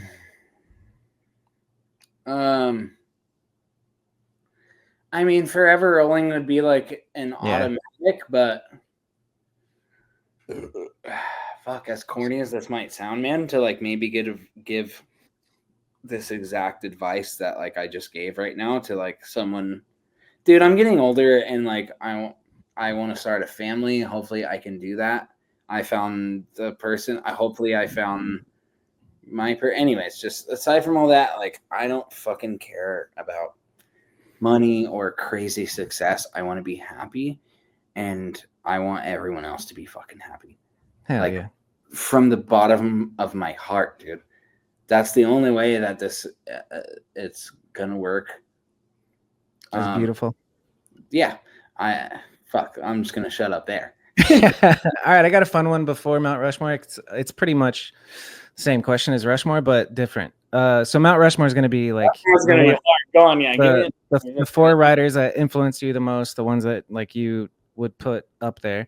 But then also hypothetically, you're about to go on a filming trip and you get to bring 2 people, and one of you 3 has to be able to film and edit. And then, well, you could be the filmer and editor because you're really nice with it. Your fisheye game is pretty fucking perfect. Anyway, you can bring 2 homies on a trip. I learned from Rogish and Maloof. Pretty solid people to learn from. Come on. Sorry, but best. Bring 2 homies on a filming trip for BMX. Who are you bringing? LaShawn Kobza and Matt Clausen. Hell yeah, squadron. That's good. Hands down. Yeah. Literally KO right there. I love it. All Because right. me and LaShawn are gonna film Clausen do everything, and me and LaShawn are just gonna drink beer. Yes. We'll look at a couple clips though. I'm proud of you, Clausen, man. I love you, bro. You're fucking For real. I'm literally if you ain't Ryder, the Reader of the Year, whatever the fuck Fudger's got going on over there. I would love to see him get Street Rider of the Year. He's at least nominated, you know? I love you, Clausen, man. I'm proud of you, buddy. Yeah. All right. Tammy, the moment of truth. Who's on your Mount Rushmore? That's gonna start with Ty Morrow. That's gonna start with Ty. Clausen's next. And I love you, Clausen. You haven't always been up there. I don't know if this question's been around for a long time either, but you're up there as at least the past few years. It's Ty, Clausen, and then fucking son of a bitch. Zombie.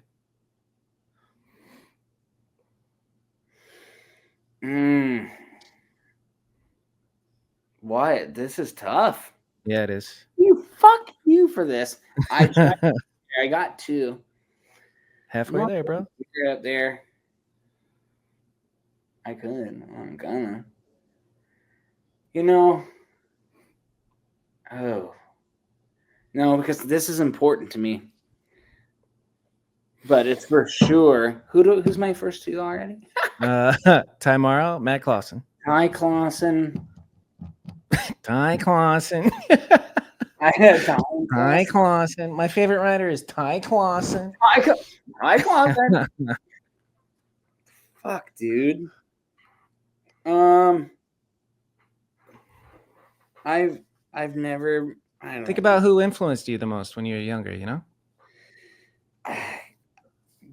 So Gary's number 1. Gary Young? So let's go number 1. Gary. There's no order, by the way. Yeah, but I'm gonna order this. Okay, Is good. that weird? Is there an order on the fucking? So they're all the same. Yeah, the most But I'm important. going in order. Oh, this is a new thing on the Kanode Knows cast. We're going in. It's Gary Young, it's Ty Morrow, it's Matt Clausen, and then it's Wong Tran. Hell yeah. Wong Tran is number 4. Let's go. Wong fucking literally his passion for BMX, his eye for BMX, the way he rode, the way he treated his friends, the way he guided Give D, the way he brought people together is what made me fall in love with BMX. I fucking love Wong. Wong Tran is Sabrosa. Yep. Nobody else is. Sorry. Love Truly. you. Sure, but fucking yeah. No, dude, Sabrosa's fucking And then dust. let's put Kyle's face just like smaller to the side of Mount Rushmore. You know? Absolutely. So yeah, I got Gary Young at 1, and I got Ty at 2, and my third was. We just did this. What the fuck? Wong. It'll be And then- Wong. Yeah, and then you said Ty Morrow, Matt Clausen, and then Gary Young. Okay, yeah. Yeah. Fuck you, LaShawn. That sound right? You and Yeah. yeah, Fuck you, LaShawn. All right, we're good. We're good with that. No, Dude, we But I just think- podcasted for 3 hours, brother. that was good. That was enough, man. Thank you for talking with me, and Yeah, I- thanks for sharing your story. I really want to thank anybody that's loved my riding and my influence in BMX over the years. It's been a fun ride, and thank you guys. And this has been an honor just to even fucking chat with you for a while, dude.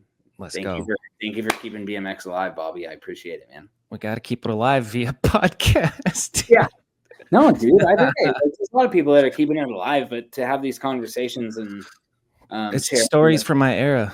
Share stories and swap nostalgia, and that shit's good, man. But yeah, you guys all cruise throughout your night, and fucking thanks for chatting with me. But there's where I want to shout out my sponsors, BF Goodrich, and the car's been running great. But cut.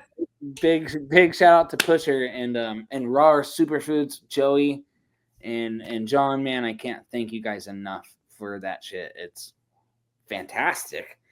It is. The trip, go to rawlife.com. Yeah, dude, go to rawlife.com now. I'm not kidding. Also plants basically, but JJ, I'm gonna need a free bottle or two for this one. I'm just kidding. No, go to Plants Basically, and all these your sports businesses, support them. Yeah, for real. I don't have a whole lot of money, and I'm grateful that they give me a couple things free here and there. But thank you. Yes, here we go. Go here now. And dude, it's not that much, dude. It's fucking $60. Like, it's good. I mean, so one thing I want to share really quick before I have the greatest love of my life. I implement this into my diet every day, but we're eating really good. Like, yes, I drink beers and I enjoy like partying a little bit, but dude, like I'm older now, and like all these ingredients you're looking at right now is like a huge part of my fucking life right now. Like, we're eating super clean. I always drink water. I go to work. Like, I do my fucking thing, man. And it's very important. That's also important if you're a professional BMX rider, is to like eat healthy as you can. And just, if you're not fucking 18 no more, dude, then what Bobby just clicked on and Raw Superfoods and Plant Basically is exactly what you need. So just visit the homies, man. And yeah, dude, get healthy. It's all love. It's easy. Like, from not the smartest motherfucker, take that. Like, take that shit. I'm not stupid, but I'm telling you, like, that helps me a lot. So all you guys should really be invested in that too. So this shit flew by, Tammy. Thanks for doing this. Yeah, no worries, Bob. I love you, man. It was good to chat with you. Thank you too, Doug. Okay, the podcast is over. Thank you for attending. Thank you for listening. I can't believe you made it through 3 hours. That's insane. Now go ride your bike. Okay, see you next week.